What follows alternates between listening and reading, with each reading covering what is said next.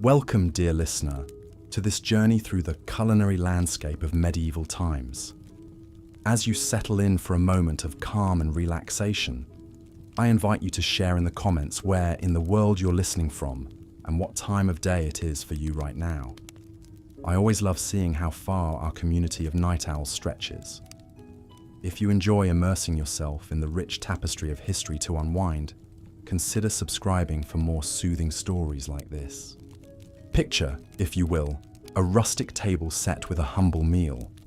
A bowl of thin, bland porridge, a hunk of dense, coarse bread, and perhaps a few morsels of tough, stringy meat, if the diner is lucky. This is the fare that sustained the majority of people in medieval times. While kings and nobles feasted on lavish multi-course banquets, the average peasant subsisted on a diet that was as meagre as it was monotonous. What factors conspired to make food in the Middle Ages so unappetizing for the masses? Let us explore this question and transport ourselves back to a time when filling one's belly was a daily struggle. In a medieval peasant's home, the aroma of exotic spices was noticeably absent.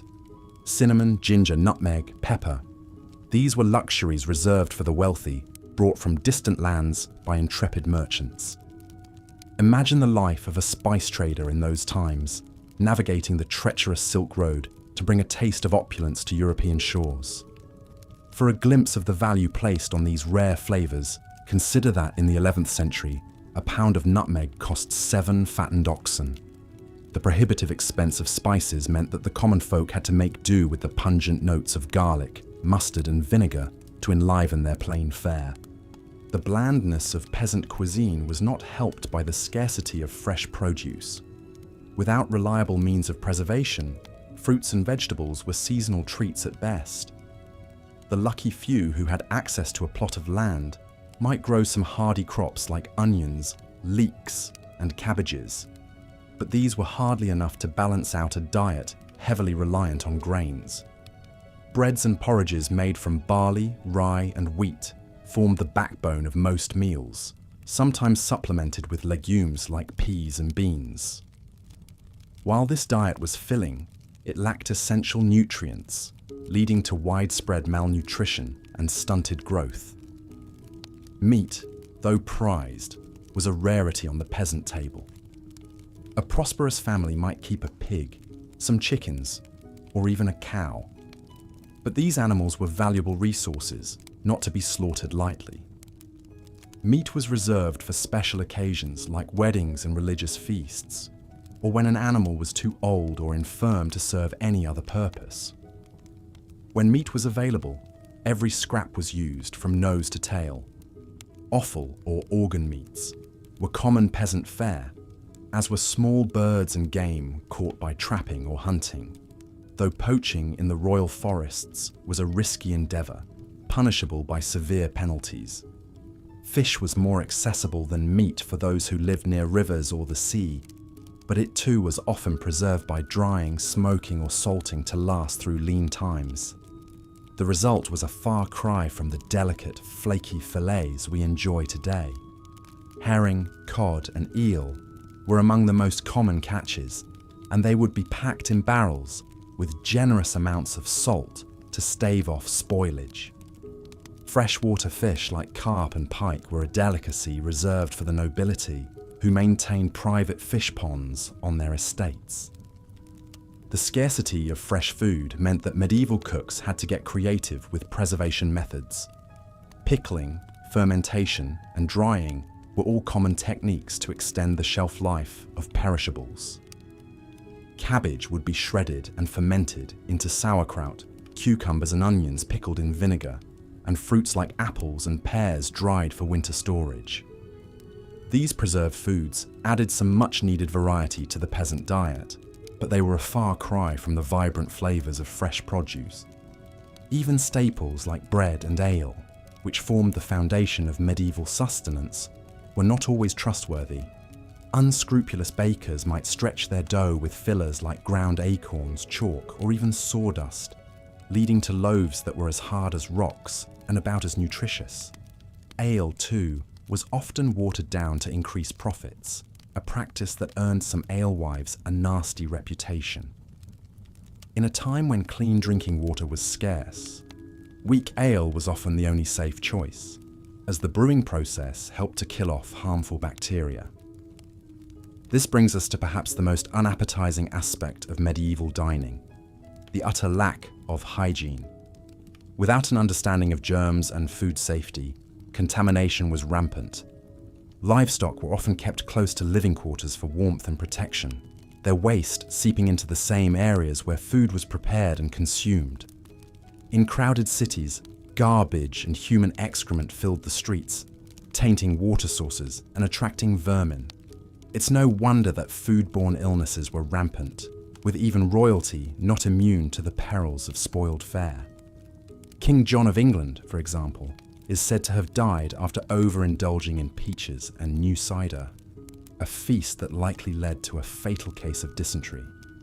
The spectre of disease was never far from the medieval dinner table. The Black Death, which wiped out a third of Europe's population in the 14th century, spread in part due to the unsanitary conditions that allowed rats and fleas to thrive.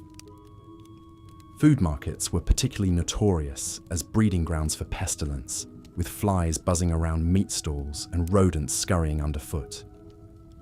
It's a wonder that anyone survived the perils of medieval dining at all. Yet even in the face of scarcity and disease, there were glimmers of gastronomic hope. Monasteries and abbeys often served as havens of relative plenty, with well-tended gardens and orchards providing a bounty of fresh produce. Monks were known for their culinary skills, with some even penning cookbooks that offered a glimpse into the more refined cuisine of the upper echelons. Of course, this food was not shared freely with the masses, but some monasteries did offer alms to the poor as a form of charity. For the nobility, feasts were an opportunity to showcase their wealth and power. A royal banquet might feature dozens of dishes, from roast swan and peacock to delicate pasties and sweetmeats. Spices flowed freely, as did wine and ale, creating an atmosphere of gluttonous revelry. But even these lavish spreads were not without their dangers. Food poisoning was a common occurrence, with spoiled meats and rancid sauces taking their toll on noble stomachs. And the sheer volume of food consumed could lead to painful digestive issues, a reminder that even the privileged were not immune to the hazards of medieval dining.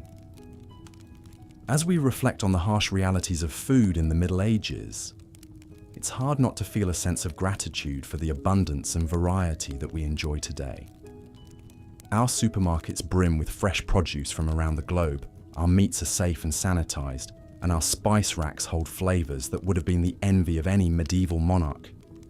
Yet even as we savor the fruits of modernity, we can't help but marvel at the resilience and ingenuity of our ancestors, who made do with so little and found ways to survive in the face of unrelenting hardship. So the next time you sit down to a meal, take a moment to appreciate the bounty before you. Savor the flavors and textures that medieval peasants could only dream of, and raise a glass to the countless generations who toiled and struggled to bring us to this point.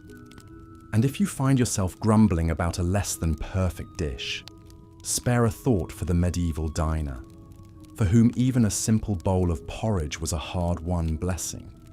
As we let our minds drift back to that distant past, let us take comfort in the knowledge that we are the fortunate inheritors of centuries of culinary progress. And let us not forget the lessons that history has to teach us.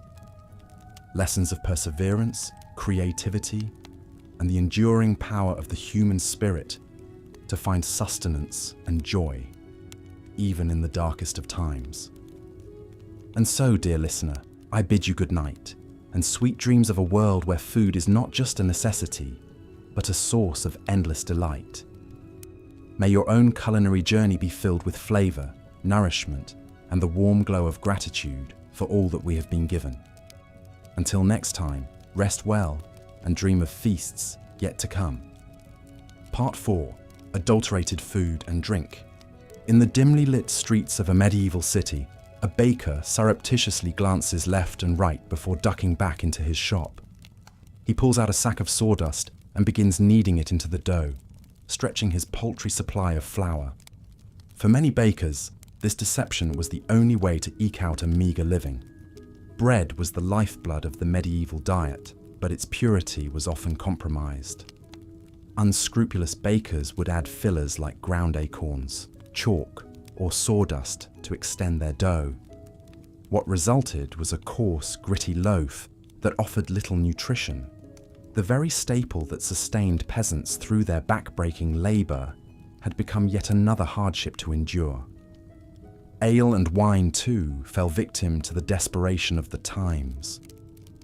Alewives and innkeepers, struggling to turn a profit, would water down their brew to stretch it further. The resulting drink was a thin, sour swill that bore little resemblance to the hearty ale that was the pride of the British Isles. One such alewife, Elizabeth, toils over her bubbling cauldron, stirring in yet another bucket of cloudy water. Her children hover near, their hungry eyes watching each drip, knowing their next meal depends on this batch. As she ladles out a mug of the watered-down brew, she sighs, remembering the rich, full-bodied ale her grandmother once crafted, a family recipe now lost to necessity. In a time when clean drinking water was a rarity, this adulterated ale and wine became an unfortunate necessity. Wells and rivers were often contaminated by human and animal waste, making them rife with disease. The alcohol in these drinks, though diluted, was still potent enough to kill some of the harmful bacteria. And so, peasants were forced to choose between risking the sickness of tainted water or the empty calories of watered-down ale. Attempts were made to curb these deceptive practices. The Assize of Bread and Ale, a 13th century law, set strict regulations on the price, weight, and quality of bread and ale. Transgressors faced hefty fines or even time in the pillory. But with the limited means of enforcement and the desperation of the poor, these laws did little to stem the tide of food adulteration. And so, the medieval peasant's lot was one of constant compromise, a balancing act between the gnawing pain of hunger and the bitter disappointment of adulterated food. Each mouthful was a reminder of their precarious existence, where even the most basic sustenance could not be taken for granted. As we delve further into the realities of medieval food, we must remember that these were not just historical facts, but the daily struggles of real people. In our next chapter, we'll explore how the very spaces in which they lived contributed to the challenges they faced in securing a decent meal. The close quarters shared by man and beast, and the lack of sanitation that plagued medieval cities, made the simple act of eating a perilous proposition. Part 5. Unsanitary conditions. Picture, if you will, a small thatched cottage huddled against the chill of a medieval winter. Inside, a family huddles around a meagre fire, their breath mingling with the steam rising from a bubbling pot of pottage. In the corner, a pig roots through the rushes, covering the dirt floor. It snorts and grunts, a constant backdrop to the family's daily life. This was the reality for many medieval peasants, a life lived in close quarters with their livestock. Animals were often kept inside the home for warmth and safety, their dung and debris mingling with the straw and rushes that served as the only floor covering. It was a breeding ground for disease, with fleas and lice thriving in the unsanitary conditions. Even in the grandest castles, sanitation was a challenge.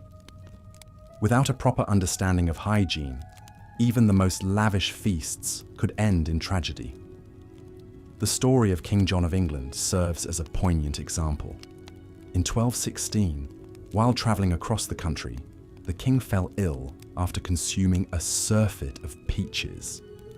Historians now believe these peaches were likely spoiled, leading to a case of dysentery that ultimately claimed the king's life. In the crowded cities of medieval Europe, the situation was even more dire. Narrow streets were choked with garbage and human waste, tainting the air and seeping into the water supply. In London, the River Thames served as both a source of drinking water and a dumping ground for the city's refuse. It's little wonder that disease ran rampant, with outbreaks of dysentery, typhoid, and even the dreaded Black Death. The Black Death, which swept through Europe in the 14th century, was in part able to spread so quickly and claim so many lives due to the unsanitary conditions of medieval cities. Fleas, carried by the rats that thrived in the filth, became the unwitting harbingers of the plague, spreading the disease from person to person with terrifying efficiency. For the average peasant, there was little escape from these unsanitary conditions. They lived and died amidst the filth, their bodies weakened by malnutrition and constant exposure to disease. Even the simple act of eating, which should have been a source of nourishment and comfort, became a gamble with every bite. As we consider these realities, it's easy to feel a sense of despair for the plight of the medieval peasant. But amidst this darkness, there were glimmers of light. The kindness of neighbours sharing what little they had, the solace found in faith and community. In our next chapter, we'll explore how the church, despite its own role in the hardships of the time, also offered a measure of relief and hope to the hungry and the downtrodden. Part 6. The influence of the church. The tolling of church bells marked the rhythm of life in medieval Europe. For peasants toiling in the fields, these peals signalled not just the call to prayer, but also a reprieve from the unrelenting demands of their work and their hunger. In a world where so much was uncertain, the church stood as a bastion of stability and authority. But this authority came with its own set of rules and restrictions, many of which centered around food. The Catholic Church mandated frequent fasting and meatless days, particularly during the penitential season of Lent. For 40 days before Easter, the faithful were expected to abstain from meat, dairy, and eggs, a tall order for those already struggling to put food on the table. The story of one peasant family illustrates the hardship these fasts could impose. John and his wife, Margaret, toiled from sunup to sundown on their small plot of land, barely growing enough to feed their 3 children. When Lent arrived, they faced a daunting choice: honor the fast and risk weakening their already malnourished bodies, or defy the church and face the consequences for their immortal souls. In the end, they chose to follow the fast, subsisting on meager portions of bread, pottage, and the occasional dried fish. By Easter, their faces were gaunt and their steps heavy with exhaustion. Yet they took solace in the belief that their suffering would be rewarded in the next life. Despite the additional hardships these fasts imposed, the church was not entirely deaf to the plight of the poor. Monasteries and abbeys often served as a source of food aid, distributing bread and alms to the needy as a form of Christian charity. The monks, with their vast lands and resources, were able to provide a measure of relief to the hungry masses. Yet even this charity had its limits. When crops failed and famine struck, the demand for aid often outstripped the church's ability to provide. And for those caught poaching in the royal forests, a desperate attempt to supplement their meager diets with fresh game, the church's mercy was noticeably absent. Poachers, if caught, faced severe punishments, from maiming to death, regardless of their circumstances. And so, the church's influence on medieval food was a double-edged sword. It provided solace and aid to some, while imposing additional burdens on others. For the peasant family, faith was both a source of strength and a further trial to endure in the face of unrelenting hunger. As we turn our gaze to the final chapter of our journey through medieval food, we'll witness a scene of shocking contrast: the opulent feast of a noble household. Against the backdrop of peasant hardship, these lavish displays serve as a stark reminder of the vast inequalities that defined the era. Part 7. The rare medieval feast. The great hall of the castle is alive with the flicker of 100 candles. Tapestries line the walls, their vibrant threads telling stories of heroic deeds and courtly love. At the head of the room, on a raised dais, the lord and lady preside over a scene of opulence and plenty. Down the center of the hall stretches a massive oak table groaning under the weight of countless dishes. Whole roasted pigs, their skins crackling and golden, jostle for space with elegant silver platters of delicately spiced peacock. Baskets overflow with fresh-baked manche bread, each loaf as white and soft as a cloud. The air is thick with the aroma of saffron, cinnamon, and cloves, spices so precious they're worth their weight in gold. In the castle kitchens, the master cook orchestrates a symphony of culinary creation. He barks orders at his underlings, who scurry to baste the meats, stir the pots, and plate the elaborate subtleties, sugar sculptures crafted into fanciful shapes of castles and unicorns. For the cook, this feast is a chance to showcase his artistry and ingenuity, to solidify his reputation and secure his place in his lord's favor. As the feast progresses, the diners gorge themselves on a seemingly endless parade of dishes. They tear into the tender flesh of roast venison, sup on creamy almond soup, and savor the delicate flavor of blanc manger, a dish of shredded chicken mixed with rice, milk, and sugar. They wash it all down with goblets of richly spiced wine and frothy ale. But even amidst this revelry, there are reminders of the precariousness of medieval life. A noblewoman, her face flushed with wine, suddenly pales and excuses herself from the table, her stomach churning from the richness of the food. A knight, his teeth rotting from the sugary delicacies, bites into a particularly tough piece of meat and winces in pain. And hovering at the edges of the hall, the serving staff watch the excesses of their betters with a mixture of envy and resentment. They know that tomorrow they'll be back to their usual fare of coarse bread and thin gruel. The memory of this feast, a taunting reminder of the gulf between their world and that of their masters.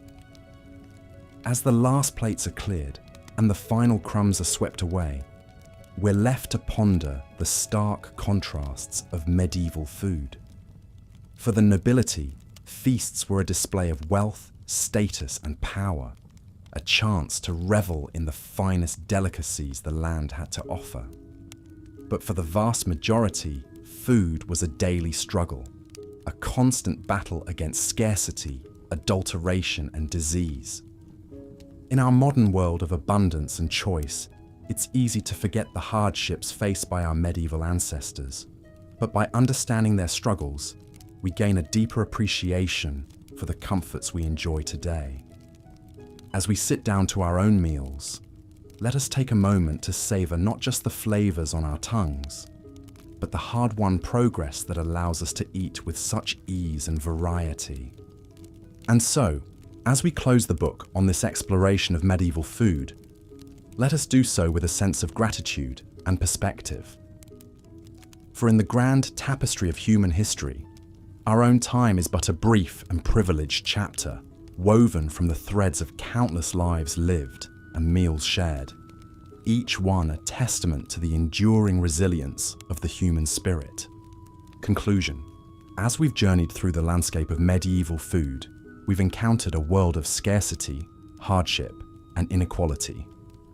From the bland monotony of peasant pottage to the dangerous fillers in adulterated bread, the challenges of feeding oneself in the Middle Ages were unrelenting. We've seen how the lack of variety in spices, the difficulties of preservation, the unbalanced diets, and the unsanitary conditions all conspired to make medieval food a far cry from the cornucopias we enjoy today. We've witnessed the impact of the Church's fasting edicts, adding spiritual burdens to the already heavy load of the poor. And we've marveled at the opulent feasts of the nobility, a glittering contrast to the grim realities faced by most. But through it all, we've also seen glimmers of humanity's indomitable spirit. The ingenuity of cooks making the most of meager ingredients, the solidarity of communities sharing what little they had, and the solace found in the rituals of faith and feast. In our modern world, it's easy to take for granted the abundance and variety of our food. We can walk into a supermarket and find fruits from South America, spices from Asia, and cheeses from Europe, all neatly packaged and ready to eat. We can dine in restaurants serving cuisines from around the globe, or have a world of flavors delivered right to our doorstep. But imagine, for a moment, transporting a medieval peasant into the aisles of a modern grocery store. The sheer variety would be overwhelming. The vibrant colors of the produce section, the gleaming refrigerated cases filled with milk and eggs, the shelves upon shelves of pre-packaged meals and snacks. It would be like stepping into a fairy tale, a land of unimaginable plenty. And yet, even in our world of culinary riches, we still face our own challenges. We grapple with the environmental impact of our food systems, with issues of access and inequality, and with the health consequences of overabundance. In our quest for convenience and choice, we sometimes forget the value of simplicity, of seasonal eating and local flavors. Perhaps then, there are lessons to be learned from our medieval ancestors, even as we appreciate how far we've come. We can embrace the joy of sharing a meal with loved ones, the satisfaction of a dish made with care and creativity. We can remember the value of preserving and cherishing the bounty of the earth, rather than taking it for granted. And most of all, we can approach our own meals with a sense of gratitude and wonder, recognizing the incredible journey that food has taken to reach our plates. From the sun-drenched fields, to the bustling kitchens, to the warmth of our own tables. Each bite is a testament to the resilience and ingenuity of the human spirit across the ages. So, as we end our journey through the annals of medieval food, let us raise a glass, or perhaps a humble wooden cup, to the countless generations who came before us, through their struggles and triumphs, their hunger and their hopes. They laid the foundation for the world we inhabit today. And in honoring their legacy, we can find the wisdom and perspective to build a future where all may eat with joy, with dignity, and with plenty.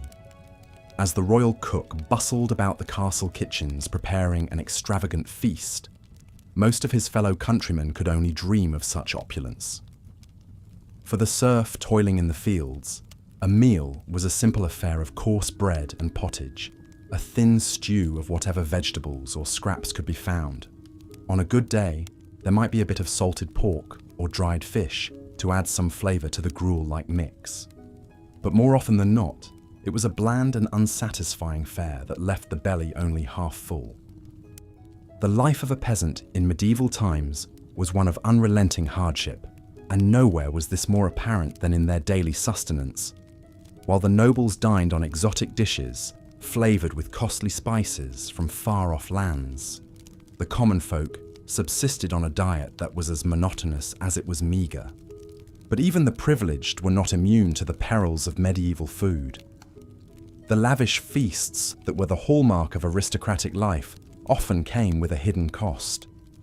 With no means of refrigeration, food spoilage was a constant threat, and many a noble fell ill, or even died from consuming contaminated fare. The very excesses that were meant to showcase their wealth and status could prove to be their undoing.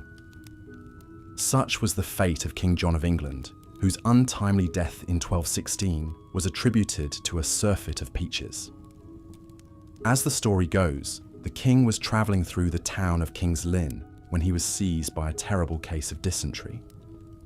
Some say it was brought on by the rich food he had consumed at a nearby abbey, while others blamed the peaches he had eaten with relish.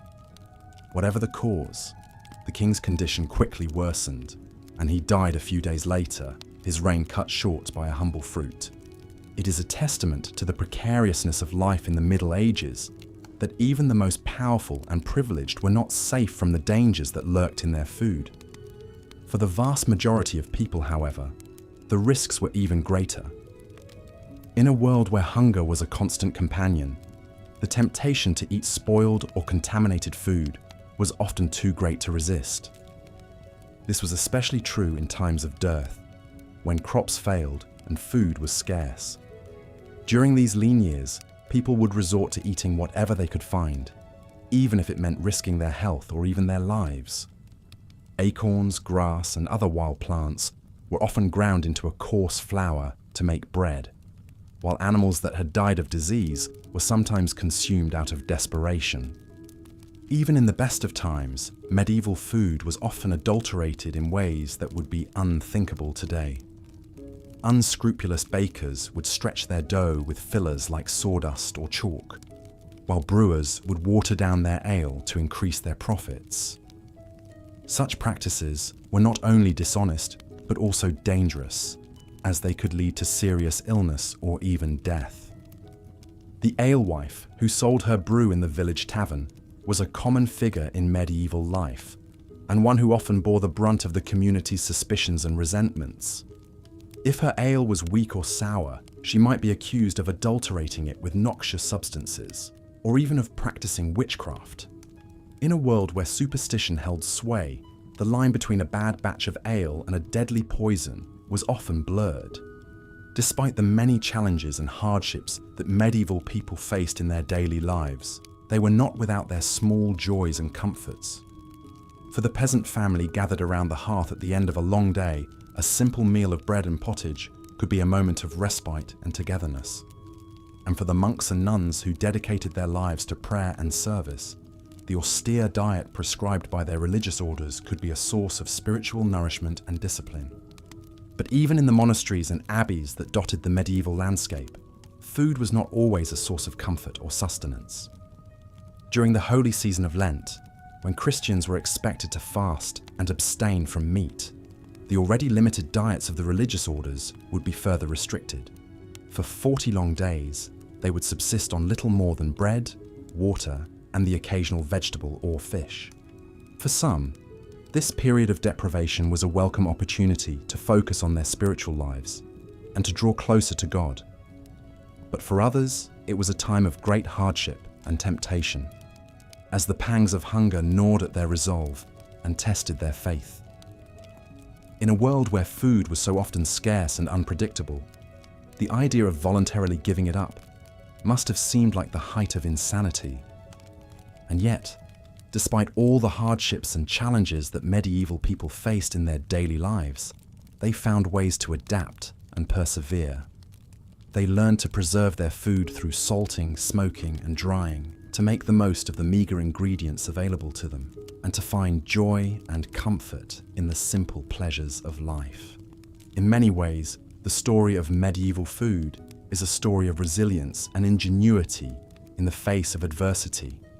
It is a reminder of how far we have come in terms of food safety, variety, and abundance, but also of how much we still have in common with our ancestors.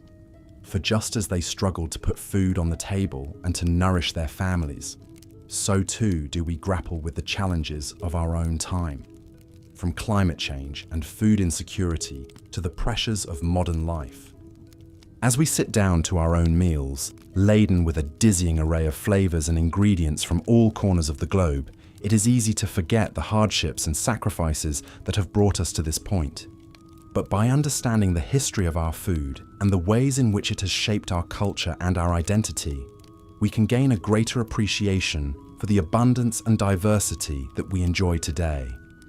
So the next time you bite into a juicy apple or savor a slice of warm, crusty bread, take a moment to reflect on the long and winding road that has brought us to this point, and give thanks for the countless generations of farmers, cooks, and laborers who have toiled to put food on our tables, and who have left us a legacy of resilience, creativity, and hope in the face of even the greatest of challenges.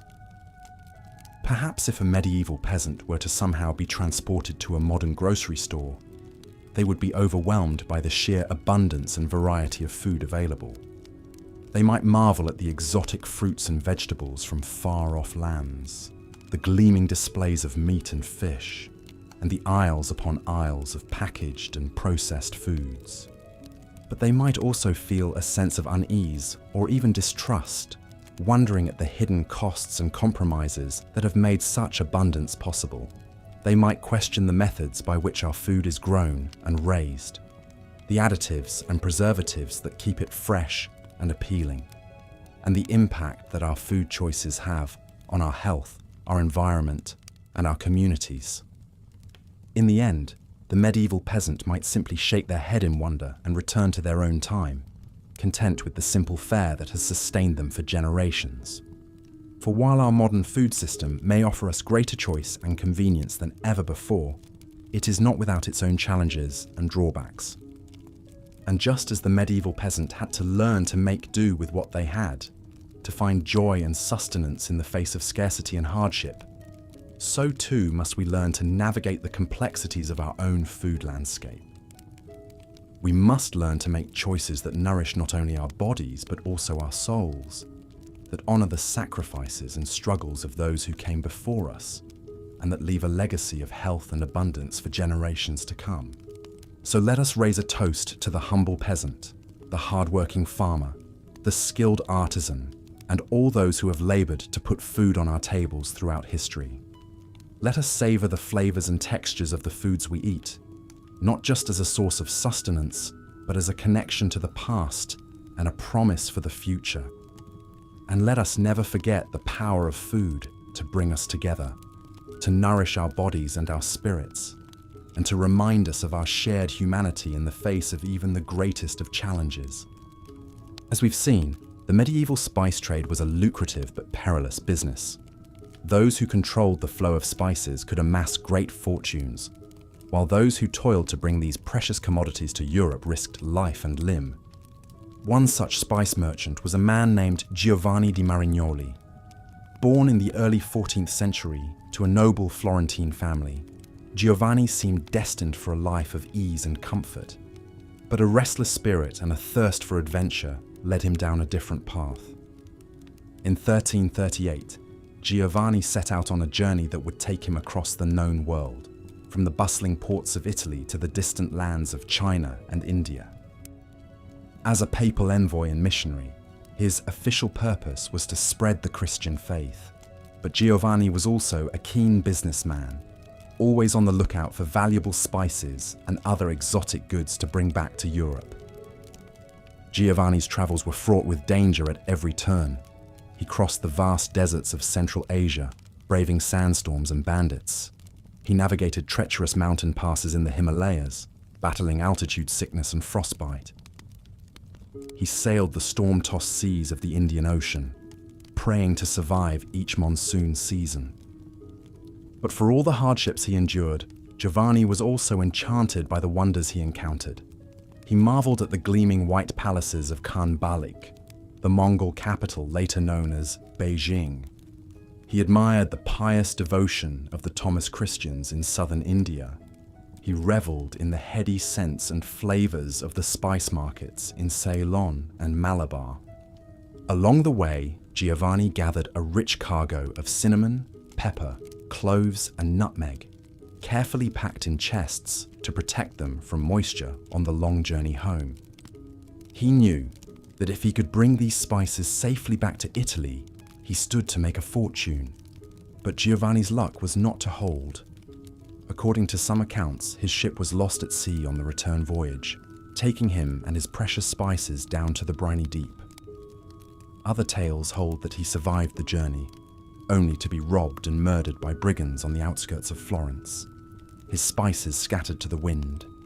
Whatever the truth of his fate, Giovanni di Marignoli's story reminds us of the incredible risks and rewards of the medieval spice trade. For a few wealthy merchants and lucky adventurers, spices could be a ticket to untold riches. But for most, like Giovanni, they remained a tantalizing dream, always just out of reach. As we drift off to sleep, let us imagine we are in a bustling spice market in some far-flung corner of the medieval world. The air is thick with the scent of pepper and cinnamon, cardamom and saffron. Merchants haggle in a dozen different tongues, their voices rising and falling like the tide. We wander the narrow lanes, baskets in hand, marveling at the colourful mounds of spices from every corner of the globe. Here, a pile of ginger root, gnarled and pungent. There, a heap of cloves like tiny brown nails, their aroma warm and sweet. But as we fill our baskets, we can't help but feel a pang of regret for the many who will never taste these flavours. For the poor peasants back home, a pinch of pepper would be an unthinkable luxury, let alone a fragrant curry or a spiced wine. Their food, as we'll explore further, is a monotonous grind of gruel and grit, a far cry from the sumptuous feasts we've seen at the tables of the wealthy. But even those lavish banquets, as we'll soon discover, could come with their own hidden dangers and disgusting surprises. So let us savor this imagined abundance, this rare sensory delight, as we drift deeper into dreams. For when we wake, we'll have to confront once more the harsh realities of food in the Middle Ages. Realities that made filling one's belly a daily battle for princes and paupers alike.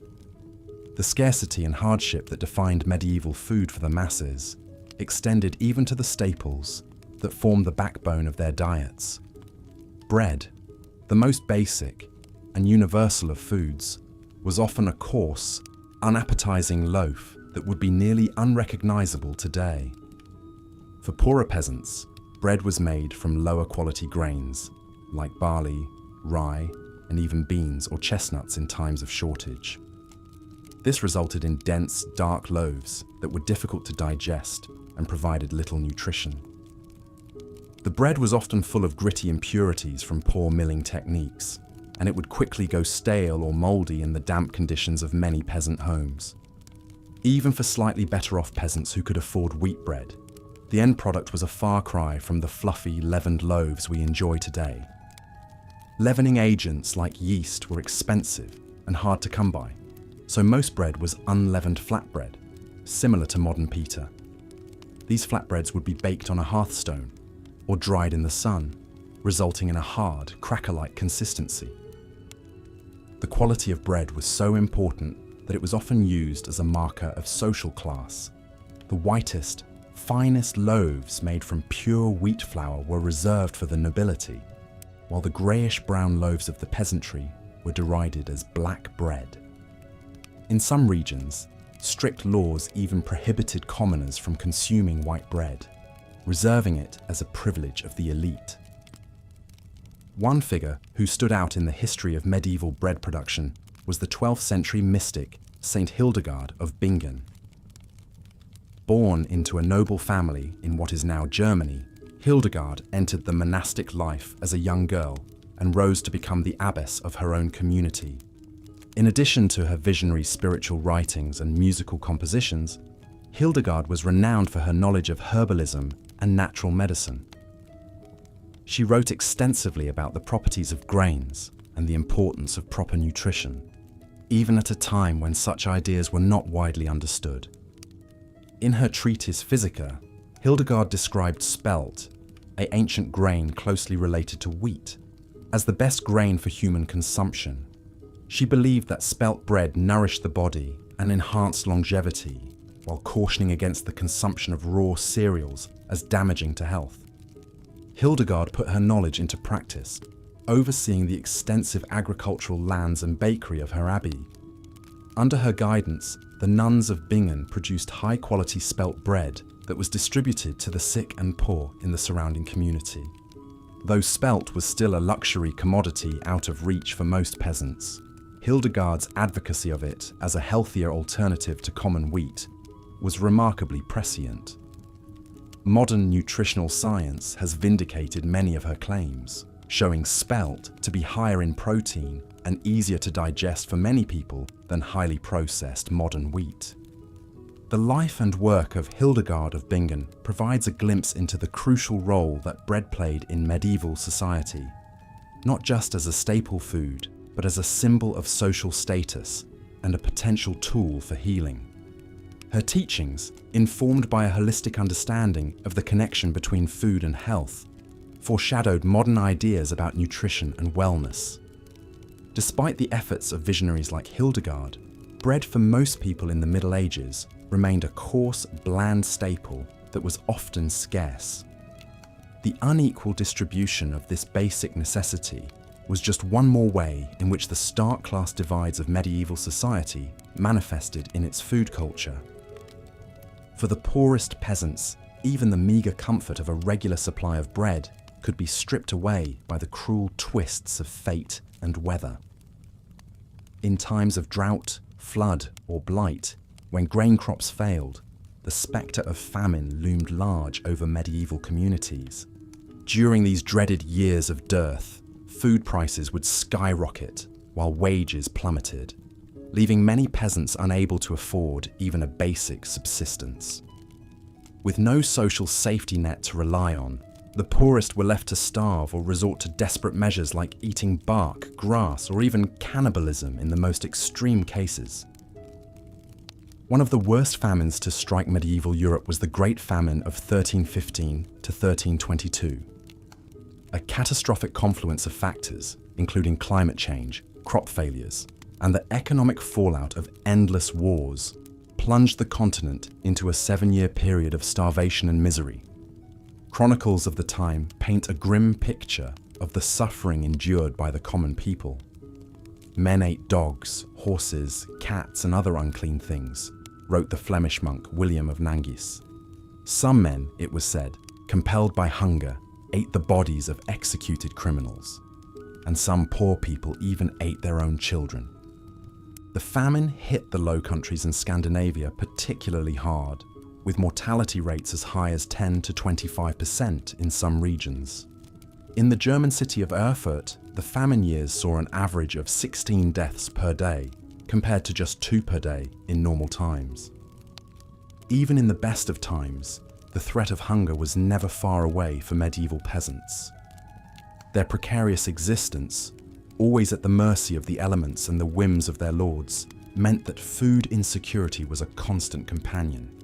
The grim reality of famine cast a long shadow over the medieval world, serving as a reminder of the fragility of life in an era before modern agriculture and social welfare. It was a world where even the most basic necessity of bread could not be taken for granted, and where the spectre of starvation lurked just one bad harvest away.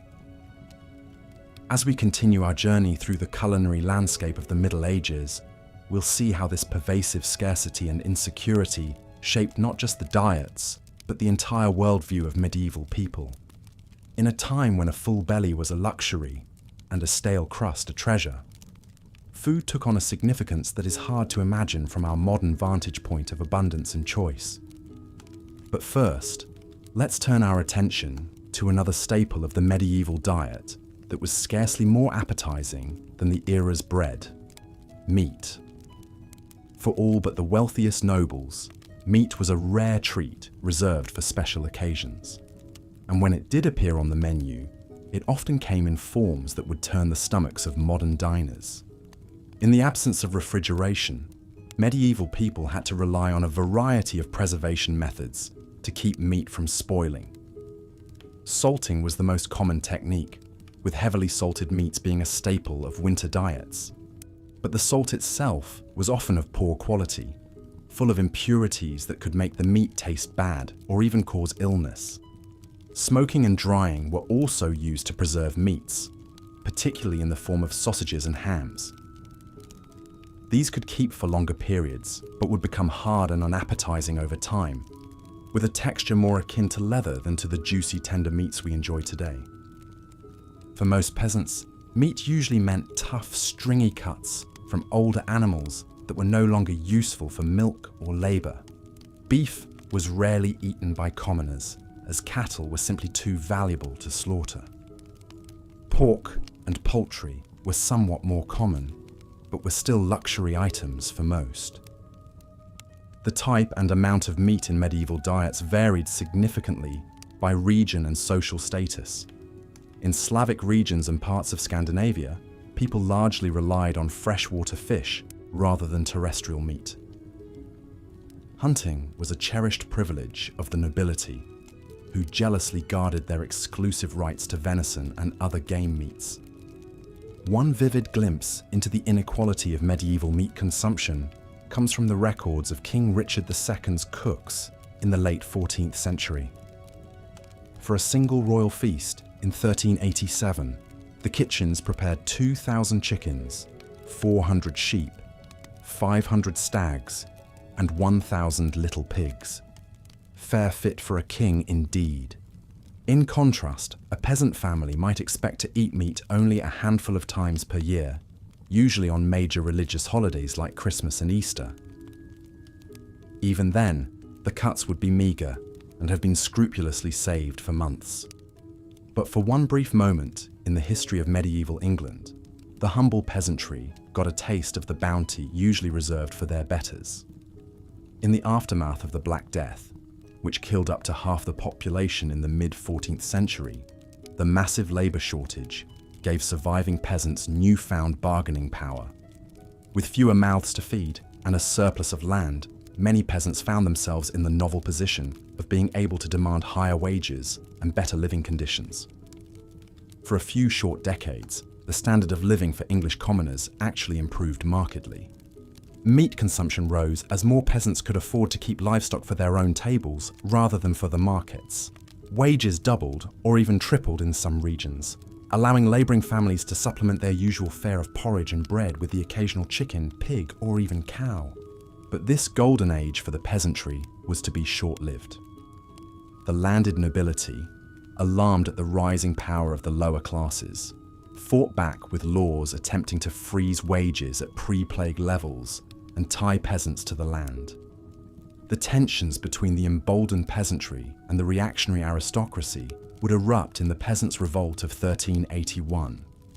Though the revolt was brutally suppressed, with its leaders executed and its gains largely rolled back, it stands as a testament to the transformative impact of the Black Death on medieval society. For a brief, shining moment, the common people of England got a taste of a life less constrained by scarcity and toil. But for most of the Middle Ages, and for most people, meat remained a rare and coveted treat. Its scarcity made it a potent symbol of status and wealth, a tangible reminder of the chasm between the haves and have-nots. In the great halls of castles and manors, nobles and knights feasted on heaping platters of roasted game and delicate fowl, washing it down with fine wines and honeyed mead. But in the hovels of the peasantry, a scrap of salted pork or a stringy chicken leg was a hard-won delicacy to be savoured and stretched as far as it could go. This disparity in access to such a basic foodstuff underscores the harsh inequalities that defined life in the Middle Ages. In a world where even a full belly was a mark of privilege, the gulf between rich and poor was as wide as the distance between a king's banquet table and a peasant's empty trencher. As we've seen, the rare morsel of meat was a highlight in the otherwise dreary and monotonous diet of most medieval people. But even this small pleasure was subject to strict regulation by the power of the Church. In medieval Europe, the Catholic Church wielded immense influence over every aspect of daily life, and food was no exception. The church calendar was dotted with fast days and meatless days, when the consumption of animal products was strictly forbidden. The most significant of these was the season of Lent, the 40-day period leading up to Easter. During this time, all meat, dairy, and eggs were off limits, leaving the faithful to subsist on a meagre diet of fish, vegetables, and bread. For wealthy nobles, this was a minor inconvenience. They could afford to import exotic fruits, nuts, and spices to liven up their Lenten fare, and their well-stocked fish ponds ensured a steady supply of fresh seafood. But for the poor, Lent meant an even more restricted and monotonous diet than usual. The Church's rationale for these dietary restrictions was rooted in the idea of penance and spiritual discipline. By denying themselves the pleasures of the flesh, even in the form of food, the faithful were thought to be purifying their souls and aligning themselves with the suffering of Christ. But in a world where hunger and scarcity were daily realities for most people, the idea of voluntary deprivation must have seemed a bitter irony. For peasants who rarely tasted meat anyway, the imposition of additional restrictions could feel like a cruel joke. Yet the power of the Church was so great that few dared to openly flout its dietary decrees. To do so was to risk not just social ostracism, but the very real threat of eternal damnation. In a time when the afterlife was considered more real and important than earthly existence, this was a potent deterrent indeed. One poignant tale that illustrates the hardships of Lenten fasting comes from the records of a 14th century English manor. In 1322, a peasant woman named Agnes Paston was brought before the manor court on charges of stealing 2 loaves of bread during Lent. In her defence, Agnes pleaded that she had stolen the bread to feed her starving children, who were too young to understand the rules of the fast. She begged for mercy, arguing that surely God would not want her innocent babes to go hungry. The court, moved by her plea, took the unusual step of acquitting Agnes of the theft charge. But they still admonished her for breaking the Lenten fast, reminding her that the needs of the soul must take precedence over the desires of the body. For Agnes and countless others like her, the rigid dietary restrictions of the church must have seemed like just one more burden in a life already defined by hardship and hunger. In a world where food was scarce and survival precarious, the idea of willingly forgoing what little sustenance was available must have been difficult to swallow. But the church's influence on medieval food culture wasn't entirely negative.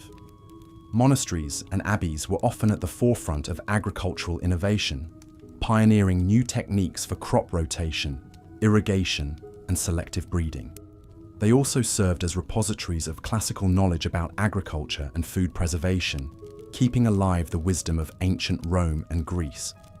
Moreover, the church played a vital role in providing food aid to the poor and hungry. Monasteries were known for their charitable distribution of bread and ale to the needy, and many operated hospitals and almshouses to care for the sick and destitute. In a time before social welfare programs or organized charity, the church was often the only safety net available to the most vulnerable members of society.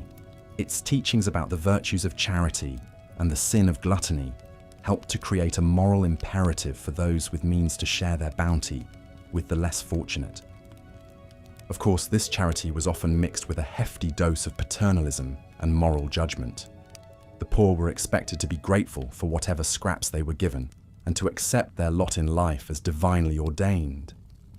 But for those on the brink of starvation, even a small act of kindness could mean the difference between life and death. As the Middle Ages wore on, the culinary distance between the wealthy and the poor only grew wider.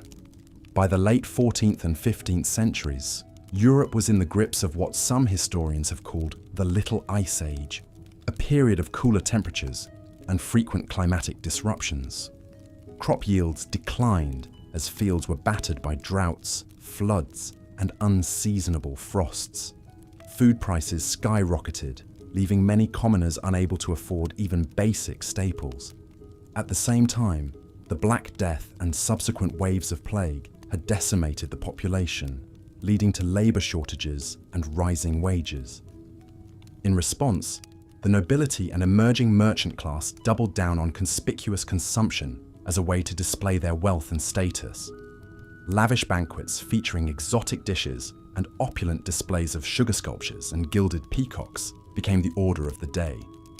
Meanwhile, the poor were left to survive on whatever meager scraps they could scrounge. In times of dearth, many were reduced to eating famine bread, made from a desperate mix of peas, beans, acorns, and even sawdust. Others resorted to foraging for wild plants or hunting any animals they could catch, from rodents to crows. But even in the midst of this stark inequality, there were glimmers of hope and resistance. Peasant revolts, like the English Rising of 1381 or the German Bundschuh movement of the early 16th century, saw the common people rising up to demand better treatment and a fairer share of the wealth. While these uprisings were often brutally suppressed, they nonetheless testified to the unquenchable human spirit and the enduring dream of a world where everyone could enjoy the basic dignity of a full belly and a decent life. And in the kitchens and gardens of ordinary people, the seeds of a more vibrant and diverse food culture were being planted. Women, who bore the primary responsibility for feeding their families, were the unsung heroes of medieval cuisine. With creativity and resourcefulness, they found ways to coax flavor and nourishment out of even the humblest ingredients. In the folk traditions of pickling, preserving, and foraging, they passed down knowledge that would sustain their communities through the lean times and lay the foundation for the culinary revolutions to come. And in the communal ovens and shared meals of village life, they nurtured a spirit of solidarity and resilience that would prove as sustaining as any loaf of bread. So while the story of food in the Middle Ages is undoubtedly one of hardship and deprivation, it is also a story of ingenuity, resilience, and hope. In the face of scarcity and oppression, medieval people found ways to nourish not just their bodies, but their spirits, to find joy and communion in the simple act of sharing a meal. As we look back on this distant and often difficult past, we can take inspiration from their example. In a world that is still riven by inequality and hunger, their story reminds us of the fundamental human right to food and the vital importance of fighting for a more just and sustainable food system. And in our own kitchens and around our own tables, we can honor their legacy by cherishing the abundance we enjoy and remembering always to share it with those who have less. For in the end, the true measure of a society is not in the opulence of its feasts, but, as we've seen, for the vast majority of people in medieval Europe, food was a daily struggle of scarcity, monotony, and even danger. But there was one place where the food was always abundant, always varied, and always exquisite: the royal court. While peasants subsisted on gruel and stale bread, nobles feasted on the finest delicacies the land had to offer. Imagine being the royal cook, entrusted with the monumental task of preparing lavish meals for the king and his court. Your day begins before dawn as you oversee the delivery of ingredients from far and wide. Wagons rolled into the castle courtyard, laden with barrels of wine from Burgundy, wheels of cheese from the Alps, crates of spices from the Orient. The king's huntsmen rode in with deer and boar slung over their saddles, ready to be transformed into savory roasts and pies. In the cavernous castle kitchens, a small army of servants bustled about under your command. Fires roared in the great hearths as spits turned slowly, roasting meats to perfection. Cauldrons bubbled with fragrant stews and soups, while bakers kneaded dough for bread and pastries. The air was thick with the aroma of exotic spices: cinnamon, cloves, nutmeg, cardamom, each worth more than their weight in silver. As the hour of the feast approached, you put the finishing touches on your creations. A magnificent roast swan, its plumed neck curving gracefully on the platter. A gleaming aspic, studded with gems of fruit and topped with gold leaf. A towering subtlety in the shape of the king's coat of arms, painted in vibrant hues. Each dish was a work of art, crafted to delight the eye as much as the palate. When at last the noble guests filed into the great hall and took their seats, it was time for your masterpieces to be unveiled. Servants paraded the platters in, presenting each to the high table with a flourish. The guests oohed and ahed as they were served, marveling at the bounty before them. For a few glorious hours they dined like gods, sampling delicacies from every corner of the known world. But even here, in the rarefied realm of the royal court, the spectre of illness lurked behind the splendor. For all their expense and artistry, even the most sumptuous dishes could harbor deadly spoilage. And the sheer excess of the feast often led to overindulgence, as nobles gorged themselves far past the point of satisfaction. It was not unheard of for a courtier to literally eat himself to death, felled by his own gluttony. So, while the royal feast may have stood in stark contrast to the meagre rations of the common folk, it was not without its own perils. In a world without refrigeration or food safety standards, no one was truly safe from the dangers of the dining table. Rich or poor, the medieval relationship with food was always a precarious one. Today, we can scarcely imagine the hardships that our ancestors endured simply to fill their bellies. The poorest among us have access to a variety and quality of food that would have been unthinkable even for medieval kings. We can walk into a gleaming supermarket and find fruits and vegetables from every season, meats and cheeses from every continent, spices and sauces from every cuisine. We can eat what we want, when we want, without fear of famine or food poisoning. But perhaps, in our abundance, we have lost something as well. The medieval peasant, for all his suffering, likely felt a deep connection to the land and the turning of the seasons. He knew intimately the sweat and toil that went into every mouthful. While we may pity him his limited options, he would likely look upon our pre-packaged, mass-produced meals with a mixture of wonder and horror. One can imagine a medieval serf transported to the snack aisle of a modern grocery store, marveling at the colourful bags and boxes stretching out before him. He picks up a shiny packet, turning it over in his weathered hands. Cheetos, he reads slowly, sounding out the unfamiliar word. Made with real cheese. He shakes his head in disbelief. Real cheese? For a mere peasant? Impossible. He puts it back on the shelf and moves on, overwhelmed by the strange bounty of this new world. As we drift off to sleep, bellies full of whatever we desire, let us take a moment to reflect on the privilege of choice. Let us remember the countless generations who came before, who fought and scraped and starved so that we might have the luxury of a full larder. And let us be grateful for the simple, everyday miracle of enough to eat. As the sun set over the bustling port city of Venice, a weary spice merchant named Luca disembarked from his ship, his precious cargo of exotic spices from the east secured tightly in his satchel. Luca had spent months traversing the treacherous Silk Road, braving bandits, sandstorms, and searing heat to bring a taste of faraway lands to the tables of wealthy Europeans. For Luca and merchants like him, the spice trade was a lucrative but perilous endeavour.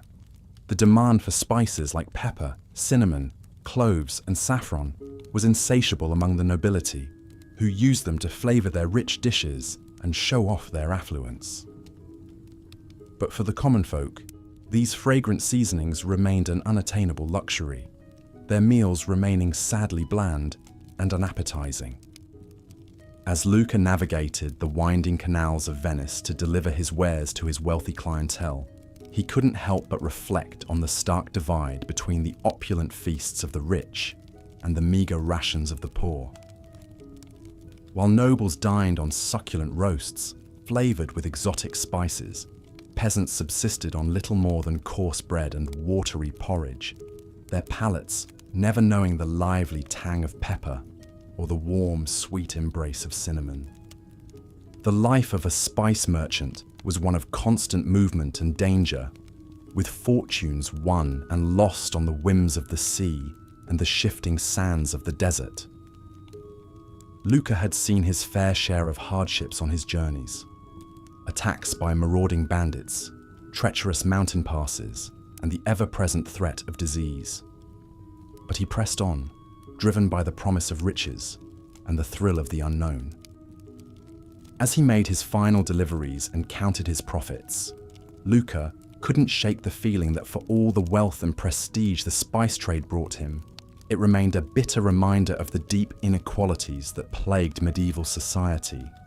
While he dined on saffron-infused stews and fragrant spiced wines, the common people went to bed with growling stomachs, their dreams haunted by the enticing aromas that wafted from the kitchens of the elite.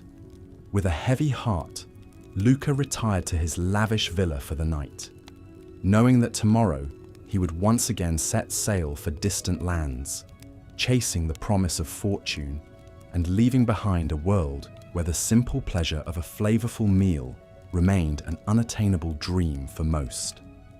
As the first light of dawn crept over the horizon, a weary housewife named Matilda stirred from her slumber, her mind already racing with the countless tasks that lay ahead. For Matilda and countless other women across medieval Europe, The arrival of autumn heralded not a season of bountiful harvests and joyous feasts, but rather a time of ceaseless labour and gnawing anxiety about the looming spectre of winter. With the days growing shorter and the nights turning colder, Matilda knew that she had precious little time to preserve what meagre crops her family had managed to coax from the unyielding earth. Every scrap of food was precious, and nothing could be allowed to go to waste, lest they face the unthinkable prospect of starvation in the bleak months ahead. As she set about her work, Matilda's mind wandered to the lavish feasts of the nobility, where sumptuous meats and exotic delicacies were consumed with wanton abandon. For her and her fellow peasants, such extravagances were little more than cruel jests, taunting reminders of the vast chasm that separated the haves from the have-nots in the rigid hierarchy of medieval society. With calloused hands and an aching back, Matilda toiled from dawn until dusk, salting and smoking what little meat they had managed to raise, pickling vegetables in precious vinegar, and hanging herbs to dry in the rafters. The work was monotonous and exhausting, but she couldn't afford to rest, knowing that every morsel she preserved now could mean the difference between life and death come winter. As the days wore on and the leaves began to turn, Matilda's thoughts turned to the harsh realities that lay ahead. Even with all her hard work, she knew that the winter would be a time of scarcity and hardship, with meals consisting of little more than coarse bread and thin gruel, day after day. The spectre of hunger was a constant companion, lurking just beyond the threshold, waiting to sink its icy claws into the vulnerable and the weak. But even in the face of such bleak prospects, Matilda found solace in the knowledge that her tireless efforts would at least give her family a fighting chance. With a fierce determination burning in her heart, she continued her labours, her hands raw and her spirit weary, but her resolve unshakable. For in a world where famine and privation were constant threats, the simple act of preserving food was an act of defiance, a stubborn refusal to submit to the unyielding cruelty of fate. As the first snowflakes began to fall and the chill winds of winter swept across the land, Matilda could only pray that her labours had been enough. With a heavy heart and an empty larder, she prepared to face the long, dark months ahead, knowing that for her and countless others like her, the struggle for survival was only just beginning.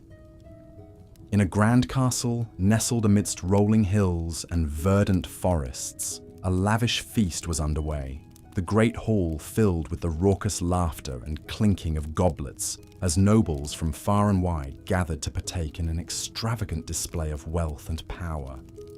At the head of the table sat the lord of the manor, his bejeweled fingers tearing into a succulent roast swan, its delicate flesh flavoured with exotic spices from distant lands.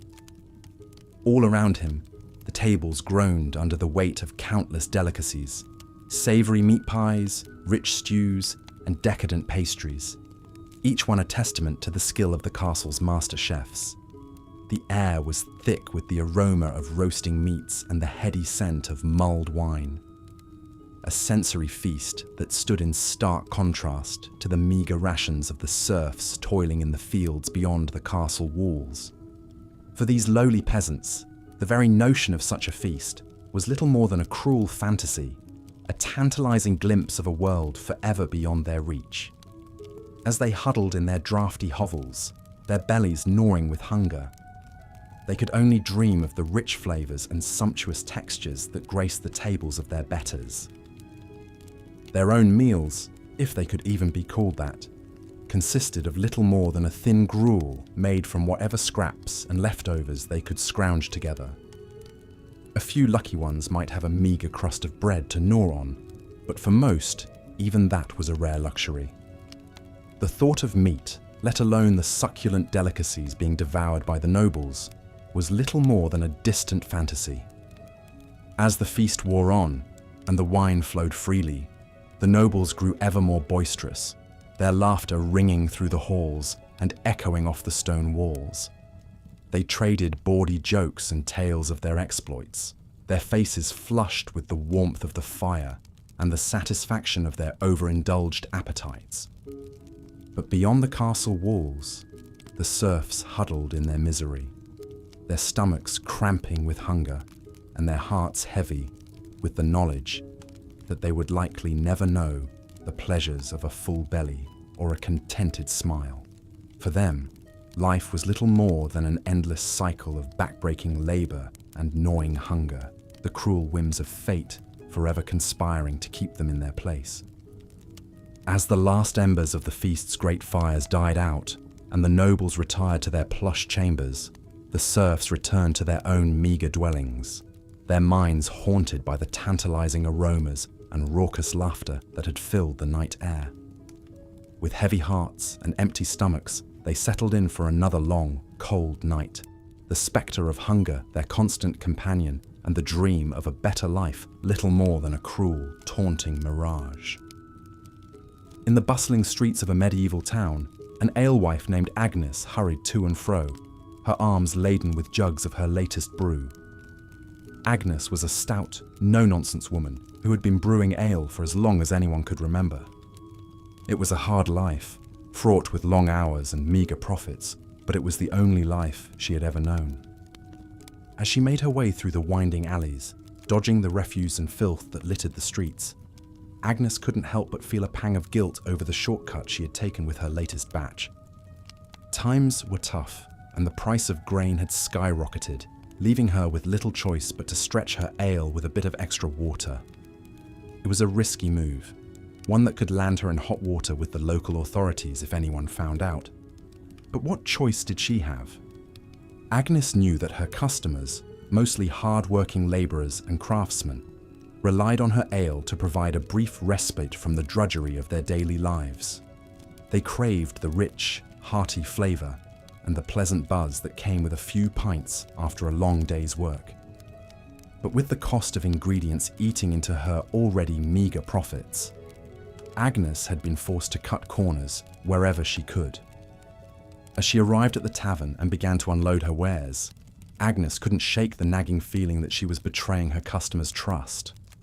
She took pride in her craft, and the thought of serving them watered-down swill made her stomach churn. But what choice did she have? It was either adulterate her brew or risk losing everything she had worked so hard to build. With a heavy heart, Agnes began to serve her customers, watching as they eagerly quaffed down the subpar ale, their faces contorting in disappointment as they realized that something was amiss. Some grumbled under their breath, while others outright complained, demanding to know what had happened to the usually stellar brew. Agnes did her best to deflect their questions and assuage their concerns, but the guilt continued to gnaw at her. She knew that her actions were wrong, but in a world where survival was a daily struggle, sometimes compromises had to be made. As the night wore on and the crowd began to thin, Agnes finally allowed herself a moment to breathe. She surveyed the empty jugs and the meager pile of coins on the counter, a bitter reminder of the harsh realities of her trade. With a weary sigh, she began to clean up, her mind already racing with worries about how she would make ends meet in the days to come. For Agnes and countless other alewives like her, the struggle to survive in a world of scarcity and hardship was a constant battle. Each day brought new challenges and difficult choices, and the line between right and wrong often blurred in the face of desperation. But still, they persevered, driven by the hope that someday, somehow, their hard work and sacrifice would pay off, and they would finally know the taste of a better life. In the grand halls of a medieval palace, a royal cook named Guillaume scurried about the kitchen, his brow furrowed in concentration as he oversaw the preparations for the evening's lavish feast. Guillaume was a master of his craft, renowned throughout the land for his ability to create culinary masterpieces that dazzled the senses and left even the most discerning palates in awe. As he moved from station to station, barking orders and sampling sauces, Guillaume couldn't help but feel a sense of pride at the opulence and extravagance that surrounded him. The kitchen was a hive of activity, with scullery maids and kitchen boys scurrying to and fro, their arms laden with the finest ingredients from across the realm. There were plump capons and succulent roasts, their skins glistening with honey and spices, mountains of fresh fruits and vegetables, their colours so vibrant they seemed to leap off the platters, and delicate pastries and confections, each one a work of art in its own right. It was a true testament to the wealth and power of the royal court, and Guillaume revelled in his role as the mastermind behind it all. But even as he basked in the glory of his creations, Guillaume couldn't shake the unease that gnawed at the back of his mind. He knew all too well the stark contrast between the lavish feasts he prepared for the nobility and the meagre scraps that passed for meals among the common folk. It was a divide that troubled him deeply, though he knew that to speak out against it would be to risk everything he had worked so hard to achieve. As the final preparations were made and the first course was served, Guillaume watched from the shadows as the nobles took their seats, their faces alight with anticipation. He saw the way their eyes widened in delight as they tasted his creations, the appreciative murmurs and nods of approval that rippled through the crowd. For a moment, he allowed himself to bask in the satisfaction of a job well done. But as the night wore on and the revelry grew more boisterous, Guillaume couldn't shake the growing sense of unease that tugged at his heart.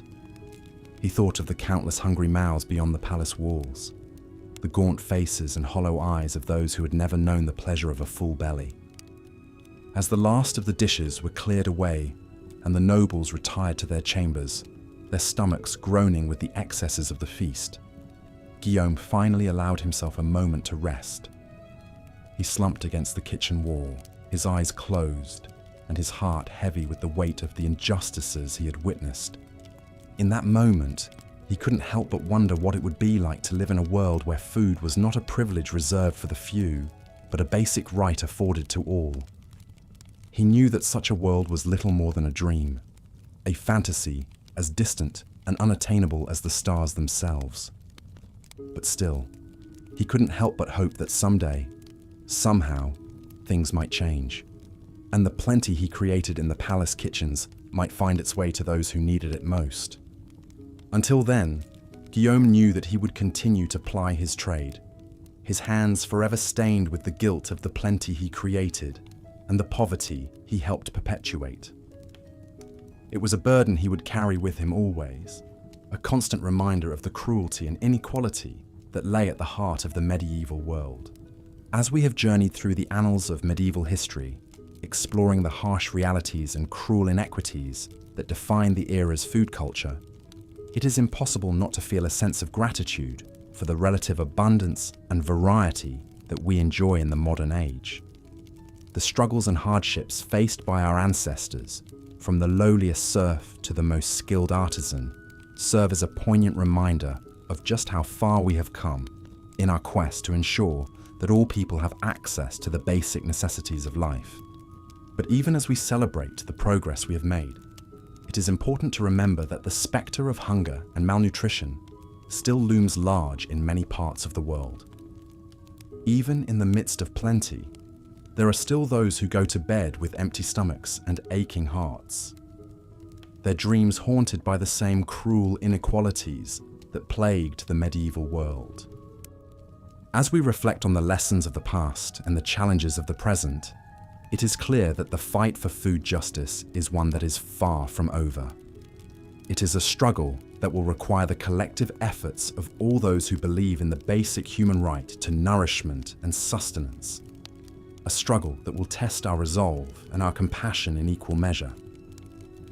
But even in the face of such daunting odds, we must never lose sight of the progress we have made and the hope that sustains us. We must draw strength from the courage and resilience of those who came before us, those who toiled in the fields and labored in the kitchens, their hands calloused and their hearts heavy with the weight of their burdens. And we must continue to push forward, to fight for a world in which no one goes hungry, and in which the bounty of the earth is shared equally among all those who call it home. It is a vision that may seem distant and unattainable, a dream as fragile and fleeting as the wisps of steam rising from a bowl of gruel. But it is a dream worth fighting for, a dream that has the power to transform the world and bring hope to the hearts of all those who hunger for a better tomorrow. So let us go forth with renewed purpose and determination, armed with the knowledge of the past and the hope of the future. Let us work to build a world in which the plenty of the palace kitchens finds its way to the bellies of the poor, and in which the joys of the harvest are shared by all those who have labored to bring it to fruition. For in the end, the struggle for food justice is not just about filling stomachs and sating hunger. It is about the very essence of what it means to be human, about the bonds of compassion and empathy that bind us all together across the gulfs of time and space. It is a struggle that will require all of our strength and all of our courage, but it is a struggle that we cannot afford to lose. So let us go forth with open hearts and willing hands, ready to do our part in the great work of building a world in which all people can know the simple joy of a full belly and a contented smile. For in that world, the legacy of the medieval food culture will not be one of scarcity and deprivation, but one of abundance and hope, a testament to the enduring power of the human spirit to overcome even the darkest of times. Of course, for the peasants toiling in the fields from dawn to dusk, such extravagance was unimaginable. They subsisted on the most meagre of meals, their bellies never fully sated. A typical repast might consist of a thin barley or rye porridge, known as pottage, accompanied by a hunk of dense, coarse bread. If they were fortunate, they might have a small scrap of hard cheese or a few shriveled peas to add some sustenance. Meat was a rare luxury, perhaps a bit of tough, stringy salted pork on a special occasion like Christmas or Easter. The lack of variety in the peasant diet was striking. While the nobility dined on delicacies from distant lands, the common folk made do with the same bland staples day after day. There was little to break the monotony save for the changing of the seasons, which dictated what meagre produce might be available. In the spring, tender greens like nettles or dandelions might provide a welcome respite from the usual fare. Come summer, a few precious fruits, small, hard apples or bitter crab apples, could be gathered from the woods. Autumn brought the harvest season, a time of back-breaking labour, but also a brief abundance of fresh grains, and perhaps a slaughtered hog or two to put up salt meat for the long winter ahead. Ah, winter, the leanest and most dreaded of seasons for the medieval peasant. As the days grew short and the nights bitter cold, families huddled around smoky hearths, bellies pinched with hunger. What little food remained from the harvest had to be carefully hoarded, doled out in small portions to make it last until spring. This was the time of year when the pottage grew thinner and more watery, the bread even harder and more tooth-breaking. Starvation was a constant spectre, waiting to claim the weak and vulnerable. It's hard for us to imagine such a precarious existence where a single failed crop could spell doom for an entire village. Yet for most people in the Middle Ages, this was the grim reality of daily life. They lived at the mercy of the elements, the nobility, and the often cruel whims of fate. A mouth to feed was a burden as much as a blessing, another empty belly to fill from limited resources. Even those slightly higher up the social ladder, like skilled craftsmen or prosperous freemen, rarely enjoyed much better fare than their poorer neighbours. A bowl of pottage might be enriched with a bit of precious butter or a scrap of meat. But the fundamental monotony remained. The same could be said for the monks in their abbeys and monasteries. While they generally ate better than the laity, subsisting on bread, cheese, fish, and ale, their diet was still quite Spartan by modern standards. Rich spices and exotic ingredients were reserved for the tables of the nobility. Speaking of ale, it was the common drink of the Middle Ages, consumed by young and old alike. Clean drinking water was often scarce, and the fermentation process provided some protection against waterborne illnesses. But even this small comfort could be adulterated by unscrupulous brewers stretching their product with unsavory additives. Dishonest bakers might do the same with bread, mixing the precious wheat flour with cheaper grains, bran, or even sawdust and chalk. Such deceits were officially frowned upon and could be harshly punished if discovered, but the desperate realities of the time made them all too common. This was a world where food was a daily struggle, a relentless cycle of toil and hunger for all but a privileged few. The nobles in their grand halls, dining on elaborately prepared dishes and fine wines, seemed to inhabit an entirely different plane of existence from the grimy, half-starved peasants working their lands. It was a stark divide, one that bred resentment and sometimes open rebellion. But more often, it bred a sort of grim resignation, an acceptance that this was simply the way things were. A peasant's lot was to suffer and endure, to eke out a meagre living from an unforgiving land and hope for a better life in the hereafter. Yet even in the midst of such hardship, there were small moments of respite and celebration. Holidays and feast days provided brief glimpses of plenty, when even the poorest might enjoy a bit of meat or a sweet pastry.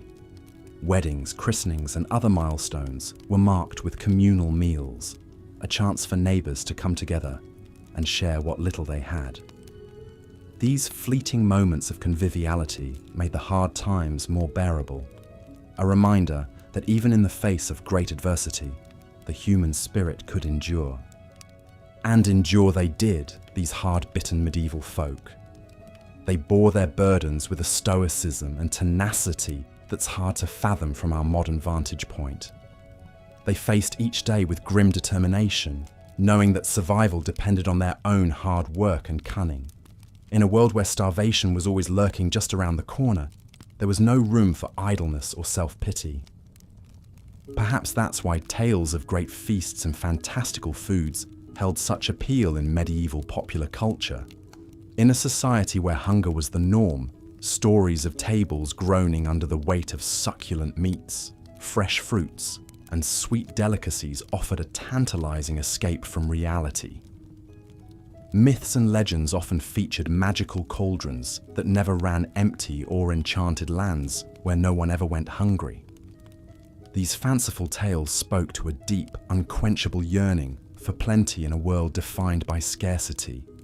But while the medieval peasant might dream of such wonders, their daily reality remained one of unrelenting hardship. The spectre of famine was never far away, ready to descend at the first sign of blight or drought. And even in good times, the diet of the common folk was woefully inadequate by modern nutritional standards. Heavy on grains and light on pretty much everything else, it left much of the population malnourished and susceptible to disease. This chronic malnutrition had far-reaching effects on medieval society. It stunted growth, weakened immune systems, and made childbirth even more perilous than it already was. It sapped strength and vitality, leaving peasants ill-equipped to handle the backbreaking labour that was their lot in life. And it contributed to the general sense of misery and desperation that hung over so much of the medieval world like a pall. Yet despite it all, life went on. Crops were planted and harvested, babies were born and raised, and the great wheel of existence kept turning. The medieval peasant might not have had much in the way of material comforts, but they had their faith, their family, and their community to sustain them.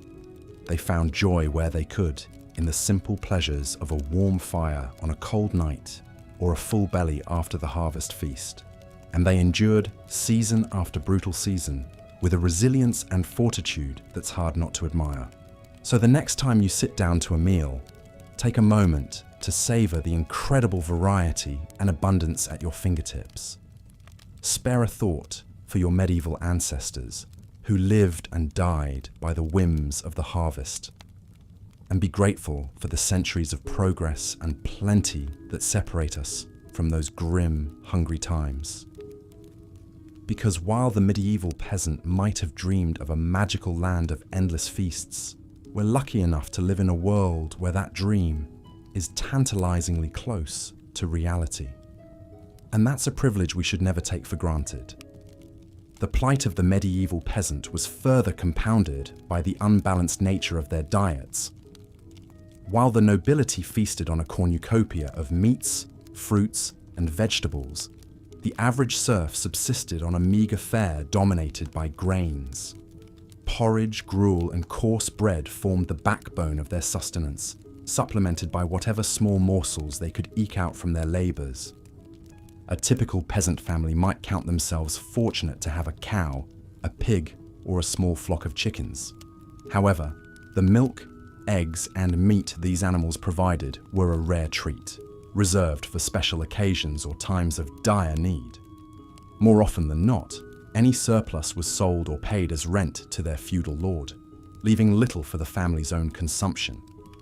Imagine, if you will, the stark contrast between a noble's lavish feast and a serf's humble meal. In the great hall of the castle, the tables groan under the weight of roasted meats, savoury pies, exotic fruits, and fine cheeses. The air is filled with the aroma of saffron, cinnamon, and cloves, as richly attired lords and ladies dine with gusto. Meanwhile, in the cramped hovel of a peasant family, a pot of thin gruel bubbles over the fire. The mother carefully portions out the meagre serving, ensuring each member of the family receives just enough to stave off the gnawing hunger in their bellies. The children's eyes widen at the sight of a small crust of bread, a precious addition to their usual fare. The unbalanced nature of the peasant diet took a heavy toll on their health. Malnutrition was rampant, weakening the immune system and leaving the population vulnerable to disease. Scurvy, caused by a lack of vitamin C, was a common affliction, leading to bleeding gums, loose teeth, and eventually death if untreated. In times of famine, known as seasons of dearth, the situation became even more dire. Crop failures due to drought, flooding, or pests could spell disaster for entire regions. With no reserves to fall back on, peasant families were left to starve, their weakened bodies succumbing to hunger and disease. One particularly harrowing tale comes from the chronicler Henry of Livonia, who described a famine in the early 13th century. He wrote of peasants driven to such desperation that they resorted to eating dogs, cats, and even the corpses of the dead. While such extreme measures were rare, they serve as a grim reminder of the precarious nature of life for the medieval peasantry. The unequal distribution of food in medieval society was a stark reflection of the rigid class hierarchy that defined the era. While the nobility enjoyed a varied and plentiful diet, the vast majority of the population lived on the brink of starvation, their meals a monotonous and meagre affair. This disparity would persist for centuries, with only gradual improvements in agricultural techniques and social reforms slowly narrowing the gap. As we continue our journey through the culinary landscape of the Middle Ages, we turn our attention to another scourge that plagued the populace: adulterated food and drink. In a time before strict regulations and quality control, unscrupulous merchants and producers often resorted to cutting corners and deceiving their customers in the name of profit. One common target for adulteration was bread, a staple of the medieval diet. Bakers, seeking to stretch their meagre supplies of flour, would mix in a variety of unsavory additives. Ground acorns, chalk, sawdust, and even ground bones were among the fillers used to bulk up the loaves. The resulting bread was often dense, gritty, and lacking in both flavour and nutrition. Ale and wine, the favoured drinks of the era, were also subject to tampering. In a time when clean drinking water was often scarce, these fermented beverages were seen as a safer alternative. However, unscrupulous brewers and vintners would often water down their products to increase their profits, resulting in weak, insipid drinks that did little to quench the thirst or lift the spirits. The story of Agnes, the alewife, illustrates the temptation to adulterate one's wares. Agnes, a widow struggling to make ends meet, relied on the meagre profits from her small brewing operation to support herself and her children. One particularly lean year, with the price of grains soaring and her customers dwindling, Agnes made the fateful decision to water down her ale, stretching her limited supply to sell more volume. At first, her deception went unnoticed, and Agnes breathed a sigh of relief as the coins clinked into her purse.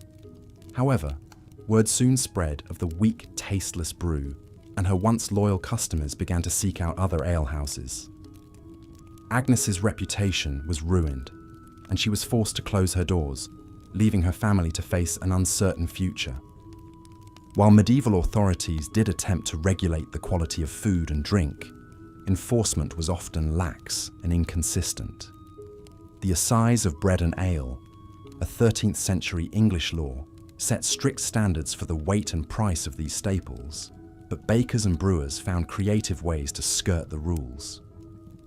Fines and public humiliation were common punishments for those caught adulterating their products, but the lure of easy profits often outweighed the risk of getting caught.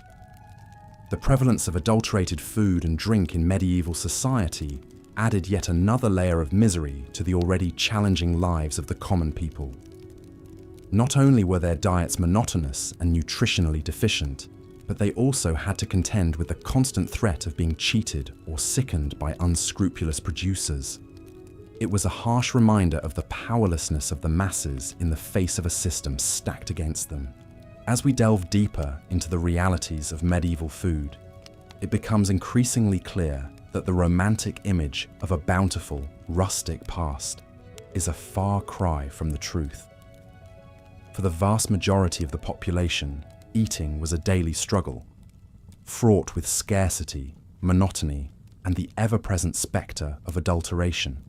In a world where food was quite literally a matter of life and death, the medieval peasant had little choice but to make do with whatever meagre sustenance they could scrape together.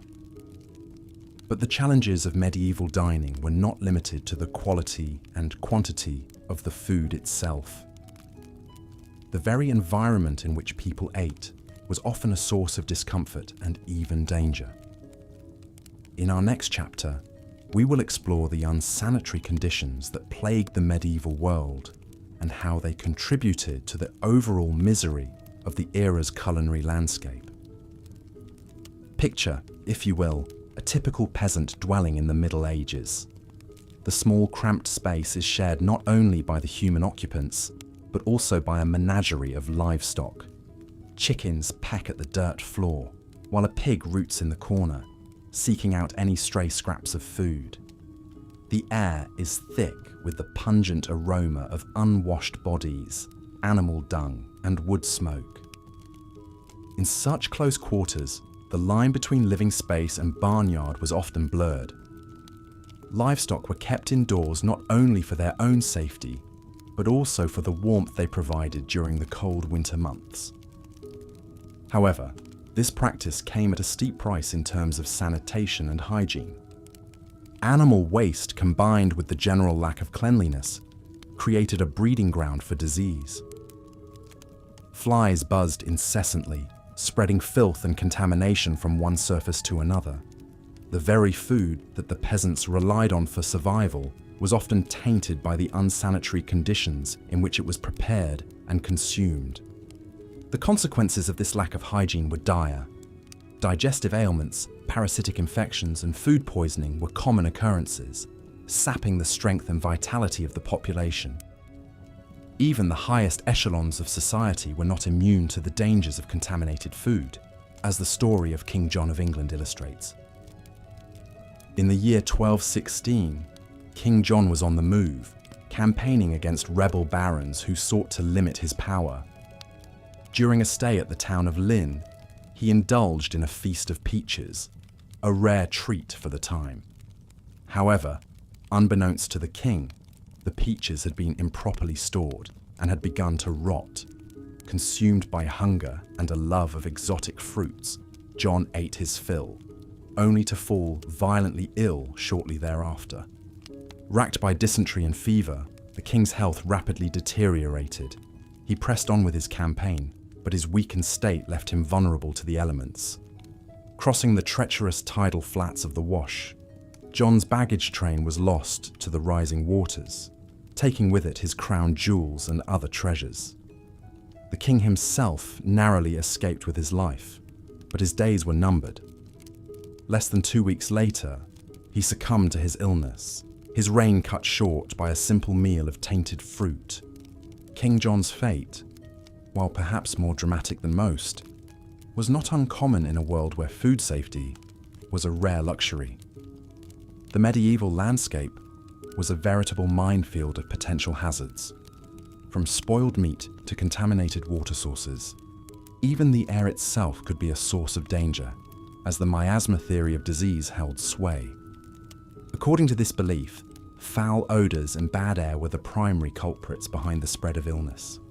Medieval cities, with their narrow, winding streets and piles of festering garbage, were seen as particularly noxious environments.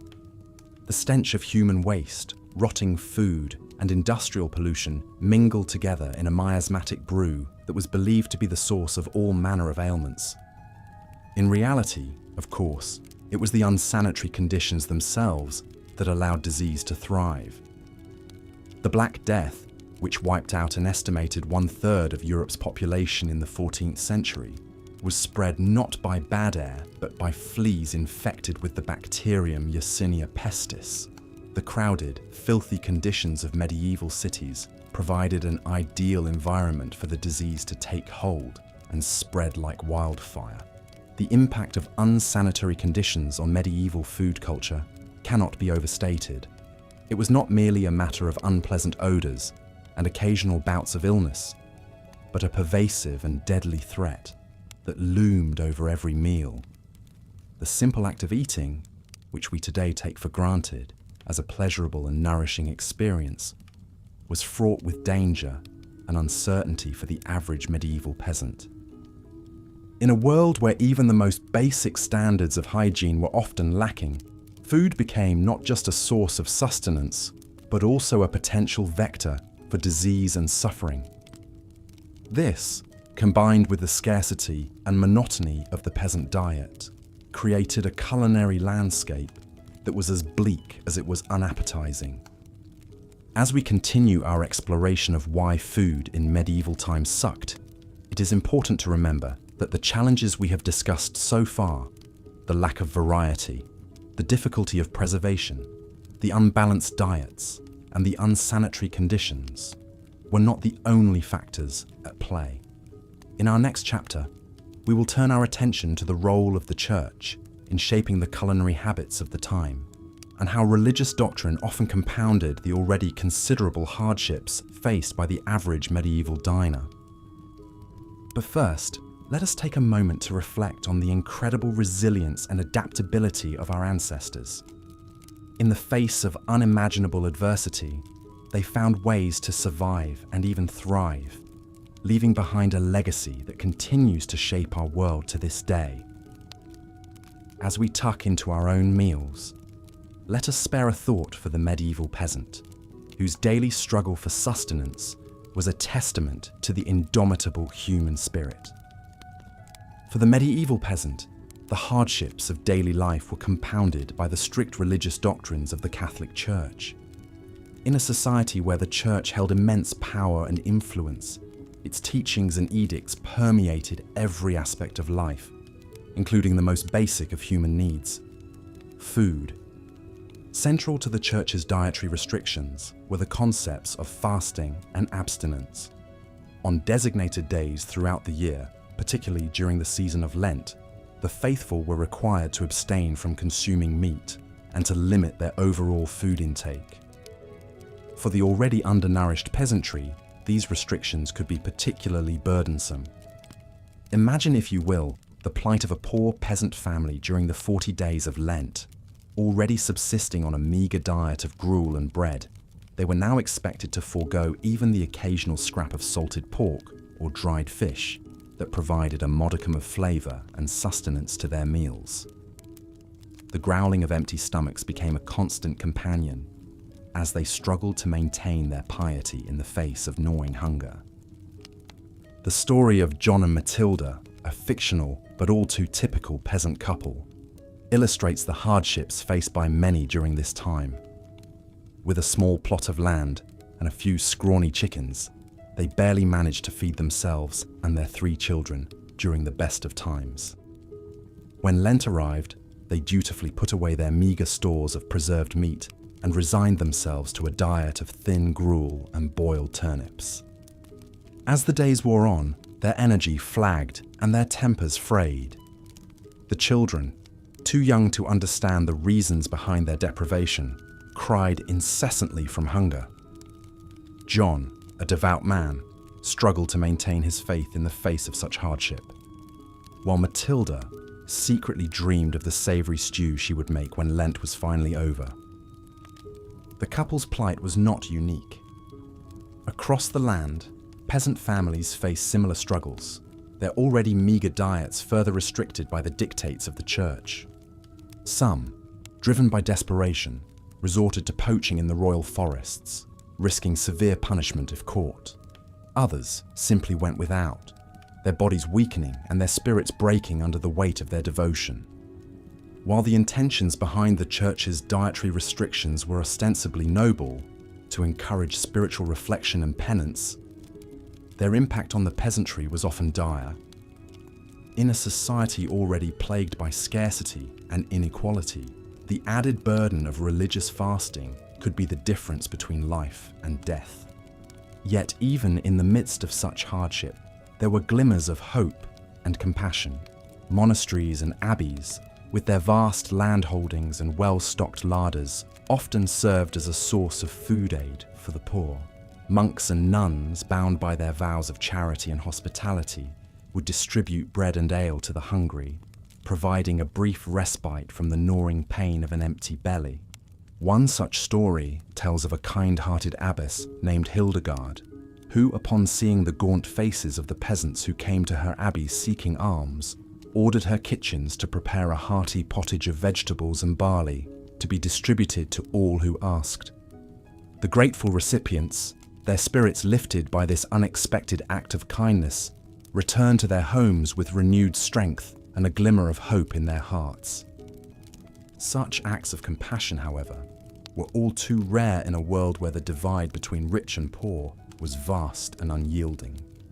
The church, for all its teachings of love and charity, was often complicit in maintaining the rigid social hierarchy that kept the peasantry in a state of perpetual poverty and hunger. As we reflect on the role of religion in shaping the culinary landscape of medieval Europe, it is important to recognize the complex interplay of faith, power, and social inequality that defined the era.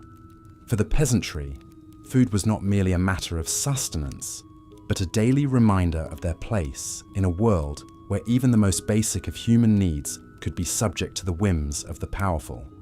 In our final chapter, we will explore the concept of the medieval feast and how it served as a stark contrast to the daily realities faced by the common people.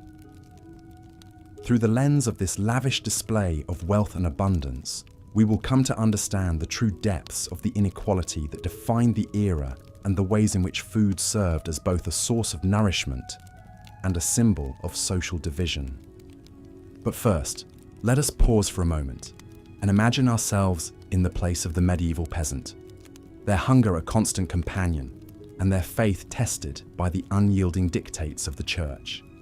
In their struggles and their resilience, we may find a deeper appreciation for the abundance and choice that we so often take for granted in our own lives.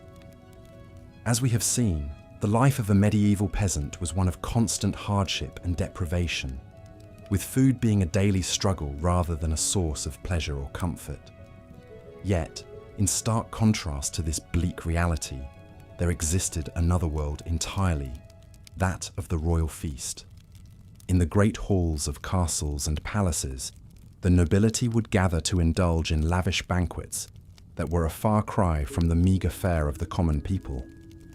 These feasts were not just a display of wealth and power, but also a symbol of the vast chasm that existed between the ruling class and the masses. Imagine, if you will, the scene of a grand medieval feast. The great hall is lit by the flickering light of countless candles, their warm glow illuminating the rich tapestries and gleaming silver that adorn the walls. The tables are laden with a vast array of dishes, each more sumptuous than the last. At the center of the table sits a magnificent roasted boar, its crisp, golden skin glistening with fat. Surrounding it are platters of roasted fowl, their succulent flesh stuffed with exotic spices and herbs. There are pies filled with tender game, their flaky crusts hiding a treasure trove of savory delights. And everywhere, there are fruits and vegetables of every hue, their vibrant colors a testament to the bounty of the land. Presiding over this opulent display is the royal cook, a master of his craft who has spent days preparing for this grand occasion. He has scoured the countryside for the finest ingredients, sourcing the freshest meats and... Part 4. Adulterated food and drink. In the dimly lit, cramped streets of a medieval town, a baker named Alric wiped the sweat from his brow as he toiled over his latest batch of bread. The harvest had been meagre this year, and grain prices were soaring. To make ends meet, Alric had resorted to secretly stretching his dough with fillers like ground acorns, sawdust, and even chalk. It was a common practice among unscrupulous bakers looking to maximize their profits, even if it meant compromising the quality and safety of their bread. As Alric worked, his mind wandered to the alewife down the street, who was known for watering down her brew to make it last longer. In a world where clean drinking water was often scarce, ale and wine were the beverages of choice for most people. However, this also meant that the quality of these drinks was often questionable at best. In larger cities, the authorities did attempt to regulate the food and drink trade to some extent. Ale tasters were employed to ensure that brews met a certain standard, and bakers found to be adulterating their bread could face fines or even public humiliation. In London, for example, dishonest bakers might be dragged through the streets on a hurdle with their substandard loaves hung around their necks. However, these regulations were often poorly enforced, and the punishments were not always a sufficient deterrent. Many bakers and brewers simply saw the fines as a cost of doing business and continued to cut corners wherever they could. For the average person, this meant that the food and drink they consumed were often of dubious quality. Bread that was supposed to nourish them might instead be filled with inedible or even harmful substances. Ale that was meant to quench their thirst might be so watered down that it provided little refreshment. It was just another hardship in a life already filled with challenges and uncertainties. As Alric pulled his latest batch of bread from the oven, he couldn't help but feel a twinge of guilt. He knew that his customers trusted him to provide them with honest, wholesome food. But in a world where survival often meant cutting corners and bending the rules, he felt he had little choice. He could only hope that his small deceptions went unnoticed and that his bread would provide some small comfort to those who ate it, even if it wasn't quite what it seemed. Part 5. Unsanitary conditions. In the year 1216, King John of England sat down to a lavish meal after a long day of hunting.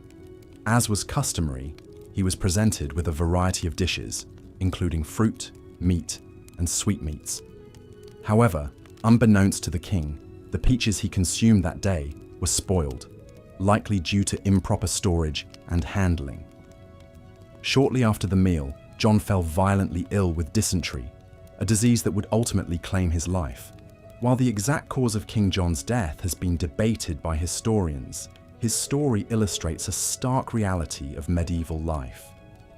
Unsanitary conditions were rampant, and they took a serious toll on people's health and well-being.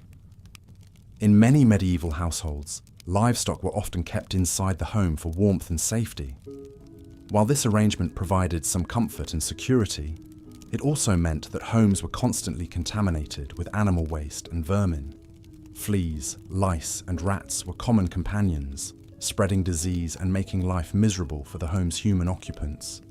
The situation was even worse in medieval cities, where garbage and human waste were often simply dumped into the streets or nearby rivers.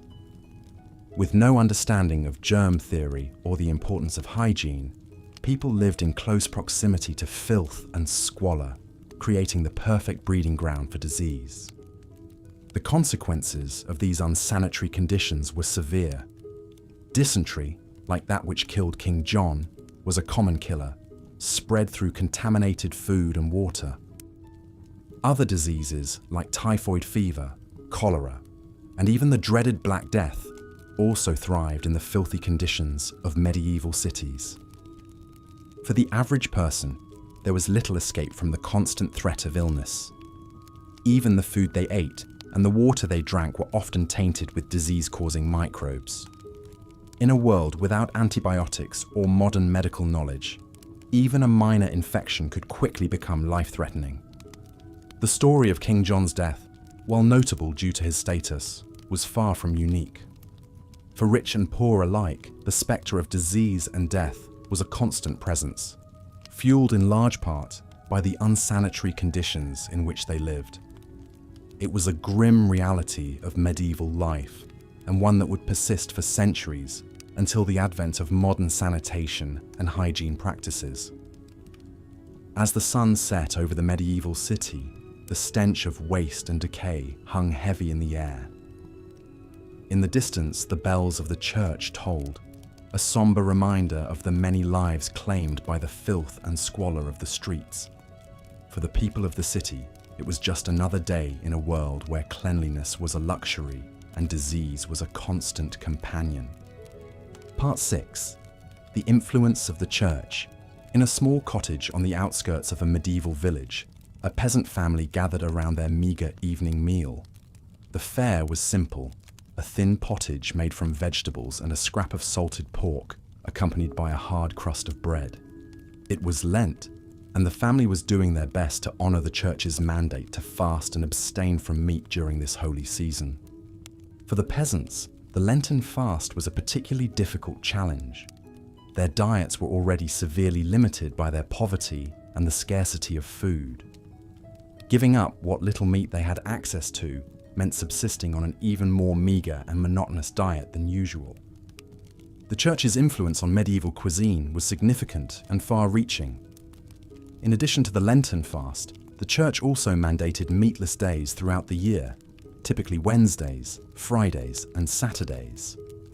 For the wealthy, these restrictions were an inconvenience, but for the poor, they could mean the difference between a full belly and hunger. Despite the hardships imposed by the church's dietary rules, there were some small consolations. Monasteries and abbeys often provided food aid to the hungry as a form of charity.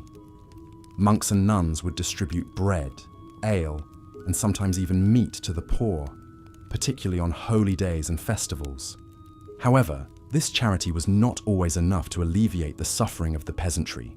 In times of extreme scarcity, some peasants resorted to poaching game from the royal forests, risking severe punishments if caught.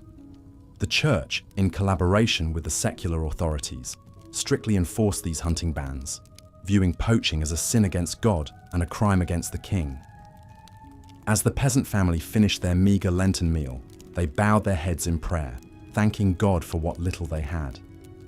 They knew that the fast would not last forever, and that Easter would bring a brief respite from the monotony and scarcity of their diet. But they also knew that the church's influence on their daily lives would continue long after Lent had ended. The cycle of fasting and feasting, of scarcity and abundance, was woven into the very fabric of medieval life, shaping not only what people ate, but how they lived and worshipped. In the grand cathedrals and humble parish churches, the priests preached the virtues of fasting and self-denial. But for the peasants, these virtues were not a choice, but a necessity. They lived their lives in the shadow of the church, their stomachs growling with hunger as they prayed for a better world to come. Part 4. Adulterated food and drink. Even when food was available, there was no guarantee it would be wholesome or pure. In a world without industry regulations or safety standards, deception and corner cutting ran rampant. Imagine the plight of the humble baker, eking out a living by selling his bread to the townsfolk. Desperate to stretch his meager supply of flour, he might resort to mixing in fillers like ground acorns, sawdust, or even chalk. While these additives may have bulked up the loaves, they certainly didn't make for a nutritious or appetizing meal. The bakers weren't the only culprits, though. Unscrupulous brewers and vintners were notorious for watering down their wares to maximize profits. In a time when clean drinking water was often scarce, people relied on ale and wine to quench their thirst, but the alcohol content of these beverages was often much lower than advertised, leaving the drinker unsatisfied and still parched. Picture an alewife in a bustling town, surrounded by thirsty patrons clamoring for a pint. She ladles out the weak, watery brew with a guilty conscience, knowing that she's cheating her customers. But what choice does she have? The taxes are high, the grain is expensive, and she needs to make ends meet somehow. She silently thanks the heavens that most of her clientele are already too drunk to notice the deception. It wasn't all selfish greed driving these acts of food fraud, though. In a society plagued by scarcity and hunger, many people simply couldn't afford to be picky. They'd gladly accept a loaf of bread filled with sawdust over no bread at all. And when crops failed and famine struck, people resorted to eating whatever they could get their hands on just to survive. Grass, roots, even tree bark. Attempts were made by authorities to crack down on food adulterators. In England, the Assize of Bread and Ale in the 13th century set out harsh penalties for bakers and brewers caught cheating their customers. Fines, public humiliation, even corporal punishment awaited those who dared to tamper with the purity of the staples.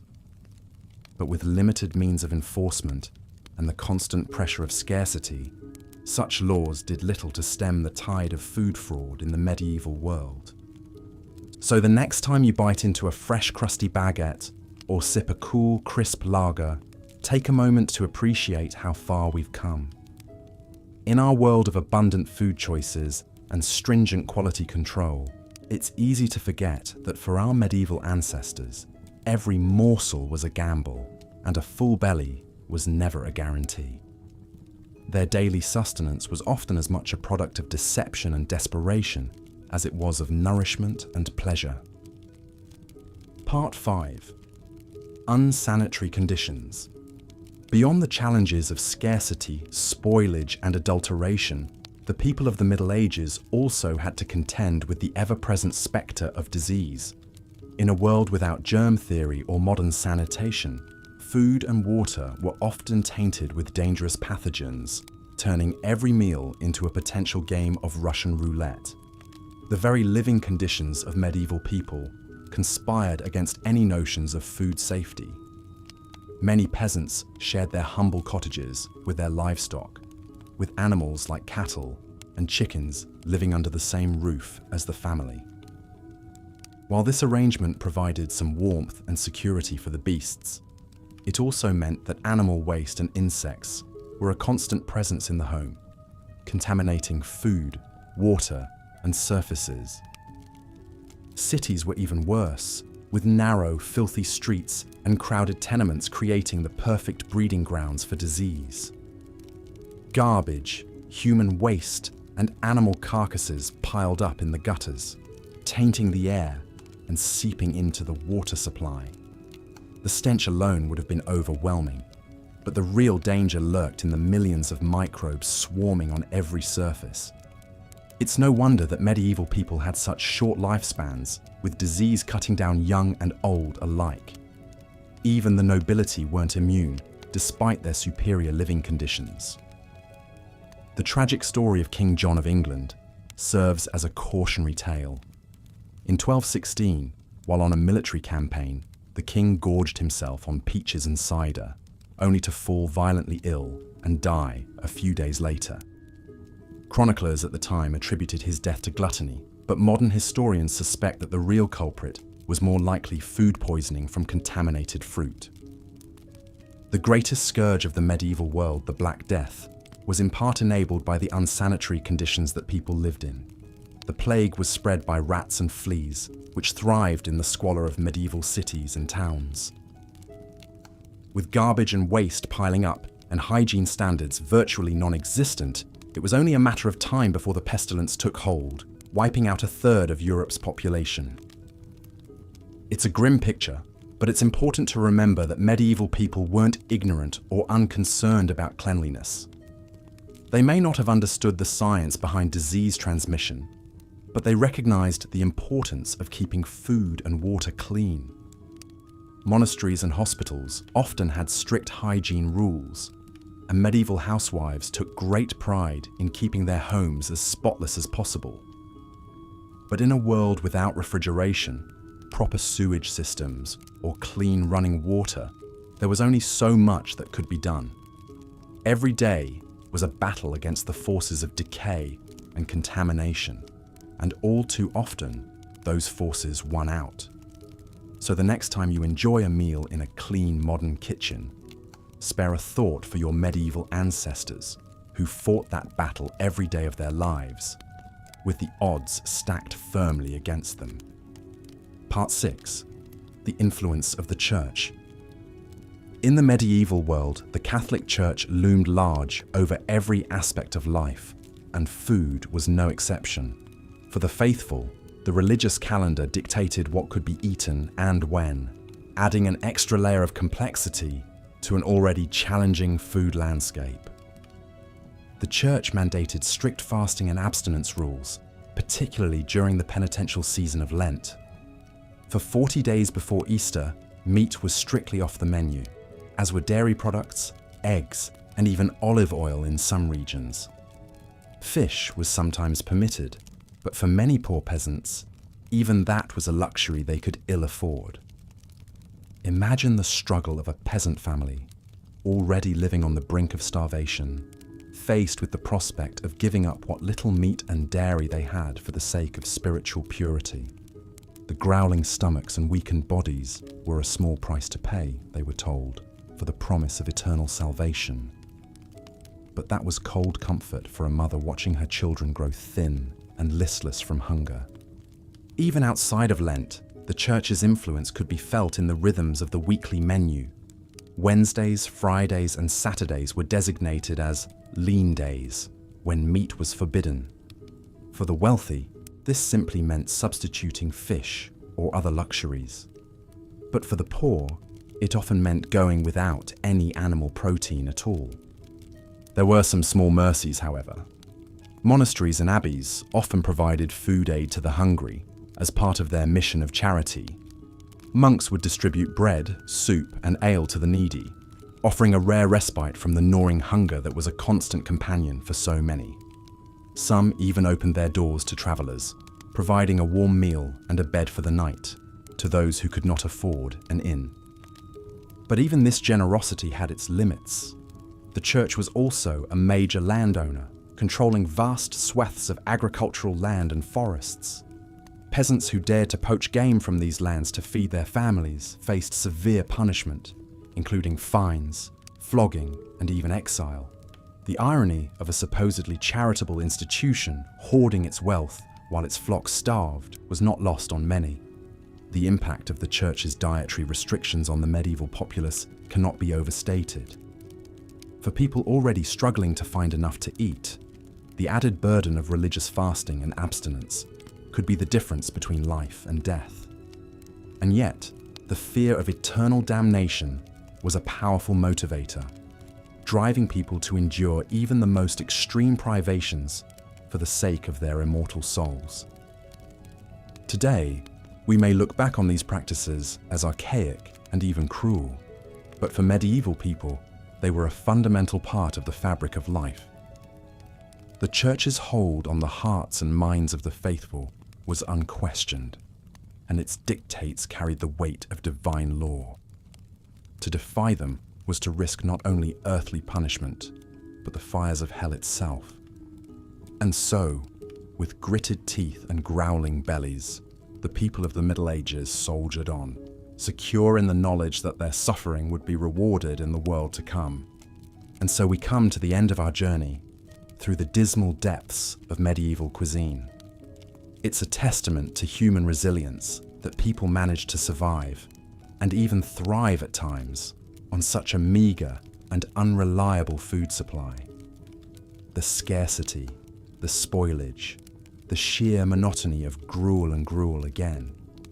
It's enough to make one grateful for the simple pleasure of a crisp apple or a well-spiced curry. Can you imagine the astonishment on a medieval peasant's face if they were transported to a modern supermarket? The gleaming aisles packed with more food than a king's banquet hall, the rainbow of fresh fruits and vegetables in the produce section, the fragrant loaves of bread that would have seemed like manna from heaven to a hungry serf, and the sheer abundance of it all, enough food to feed a village, all under one roof. Of course, we still face challenges in our modern food system. Inequality, waste, environmental degradation. These are all issues that we must grapple with. But we have also made incredible strides since the days of rancid meat pies and turnip gruel. We have a greater understanding of nutrition, of food safety, of the importance of variety and balance in our diets. We have the ability to preserve and transport food across great distances, to enjoy flavors from around the world in our own kitchens. So the next time you sit down to a meal, take a moment to savor it. Appreciate the complex interplay of flavors, the freshness of the ingredients, the skill of the preparation, and spare a thought for our medieval ancestors who endured so much hardship and hunger in the face of such scarcity. And with that, we come to the end of our boring history of medieval food. I hope it has provided some interesting context to your understanding of the past, and perhaps even lulled you into a peaceful slumber. If you enjoyed this video, please consider giving it a like and subscribing to the channel for more soporific historical content. Until next time, sweet dreams.